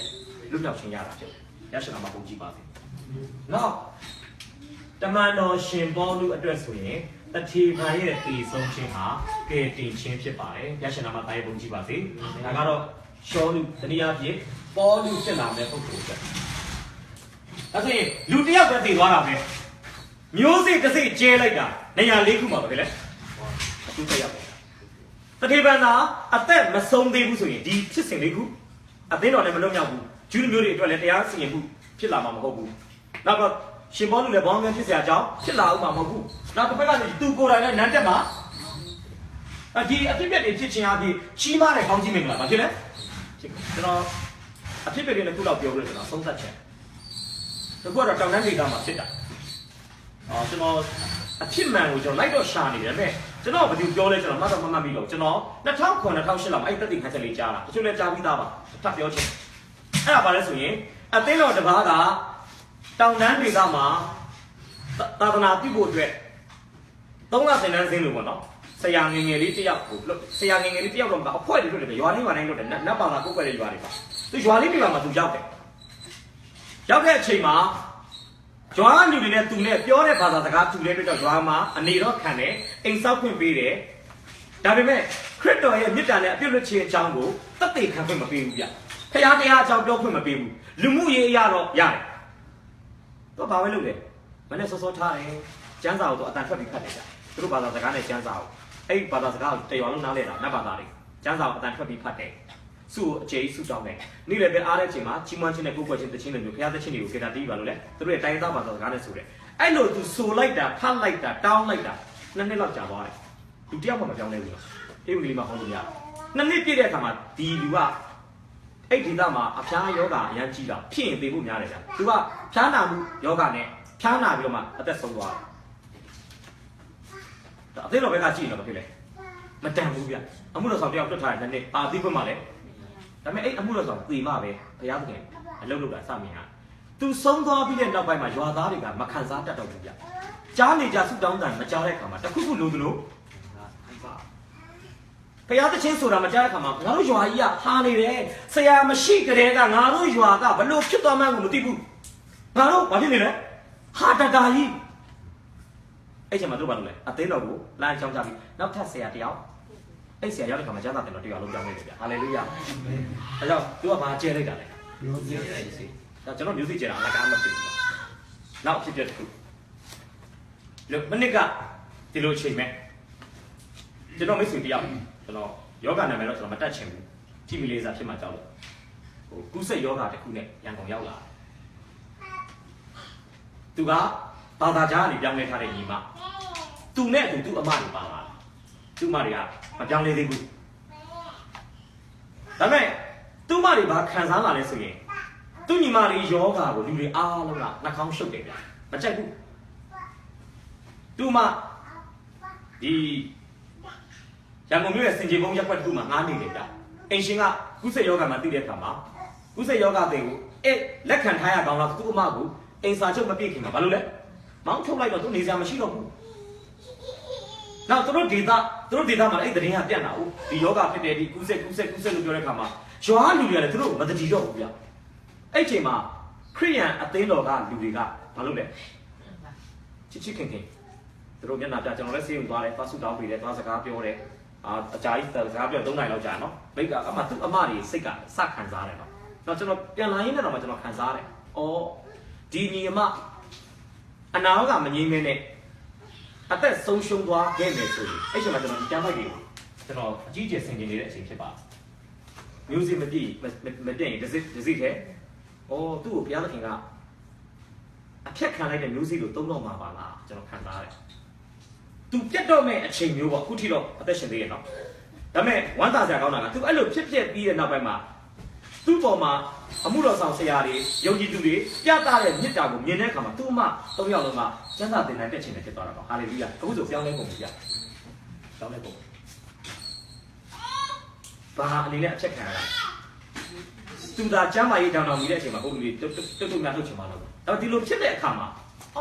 ဒီကကြီးမားတဲ့ကောင်းကြီးတော့ဒီမှာသူ့အမတယောက်ဆိုရင်3လတင်တဲ့လူတက်တယ်လို့ကျွန်တော်ကြားတယ်နော်ဒါပေမဲ့တခြားလူတွေလည်းကဲနေတင်နိုင်တက်ပြီးတော့မှဟာခရစ်တော်ရဲ့မြတ်တာနဲ့ခရစ်ချင်းကိုခံစားပြီးယုံကြည်သူဖြစ်ကုန်ပြီဆိုတော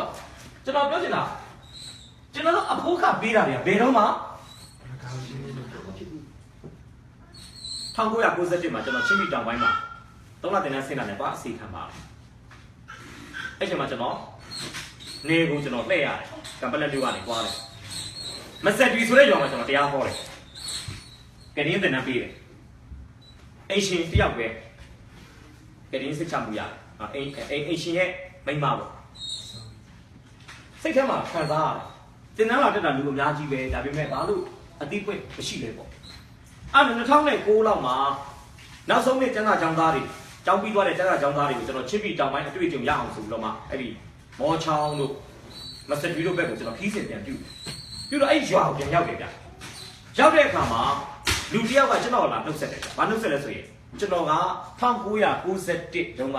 မိုးတွင်းကြီးမှာဆရာတင်တဲ့ဒီအိမ်ကြီးမှာအိမ်ကအရန်ဟောင်းနေတယ်ကျွန်တော်ကျမ်းစာတင်တော့အိမ်ကအသစ်ချက်ချုပ်အခုကျတော့အိမ်ကတော်တော်ဆုံးနေပြီဒီအိမ်မှာကျွန်တော်ပြောင်းလဲလာပါတယ်ဟာလေလုယာတော့အတင်းမှာအသိဉာဏ်ကြီးဖြစ်တယ်နော်ကျွန်တော်ကတော့ကျမ်းစာသာတင်သွားတယ်ဗျတရားဟောမှမပြောင်းလဲဘူးချင်တာဒါပေမဲ့ဖခင်ကသူ့အလုပ်ပါလို့လေသူ့လုပ်နေတယ်ဒါကြောင့်ကျွန်တော်တို့စိတ်ကြမကြနိုင်တော့အဖို့ခပေးပါတော့အင်္ဂလိပ်ဖတ်တဲ့ညီကိုလေးကျွန်တော်ပြောမယ်ဟောပါပြောပါမိတ်ဆွေတို့ဟောပြောခြင်းအားဖြင့်လူတွေရဲ့တုတ်ပြန်မှုလောလောဆယ်ကောင်းတဲ့ရလမရရင်တော့နှုတ်ကတော်မျိုးစိကိုပျောက်ဆုံးသူတွေနှလုံးသားနေကြီးပေါ်မှာကျဲချထားခြင်းအတွက်လာတဲ့နောက်ကာလမှာဘုရားသခင်ကဘာပေးမလဲဘာပေးမလဲသိကိုဒါကြောင့်ကျွန်တော်ကိုယ်ကိုယ်နဲ့ဘုရားရဲ့မျက်မှောက်တော်ဘယ်တော့မှကျွန်တော်တို့မျက်ွယ်လူအချက်ကိုမျက်ွယ်မပြုဘူးတစ္ဆာရှိမှုကိုမျက်ွယ်မပြုဘူးကျွန်တော်တို့ရဲ့အဖိုးခသေးခြင်းတွေကိုမျက်ွယ်ဒါကြောင့်ကျွန်တော်ပြောချင်တယ်အဖိုးခပေးကြရအောင်အမှုတော်မှာတစ္ဆာရှိအောင်သစ္စာရှိမယ်အဖိုးခပေးမယ်ဆိုရင်လိုအပ်ချက်ကိုလည်းထုံမျက်မှောက်တော်ကလက်ွယ်မပြုဘဲနဲ့မလုပ်ပြီးသားလဲဖြည့်ဆည်းပြီးသားဖြစ်ပါကြောင်းလက်ွယ်မပြုတဲ့မျက်မှောက်တော်အောက်မှာသစ္စာရှိစွာသွားလာခြင်းအဖိုးခပေးခြင်းအဖြစ်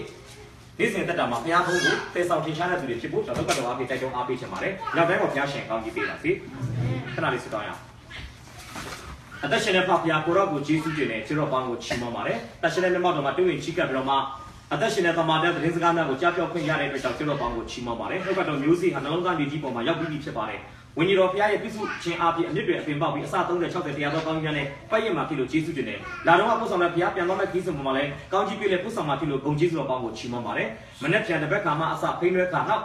19ရက်နေ့ထိညစဉ်ညတိုင်းသင်ကြားမဲ့သင်တန်းများပေါ်မှာဆက်လက်ကောင်းကြီးပေးပြီးလမ်းပြပါအလုံးစုံတဲ့အနှံ့တဲ့ခါမှာယေရှုဘုရားရဲ့မြတ်သောနာမနဲ့ချီးမွမ်းတဲ့အချိန်တိုင်းကိုလက်တော်၌စက္ကန့်အနှံ့ပါတယ်အဖထာဝရမြတ်စွာဘုရားရှင်အာမင်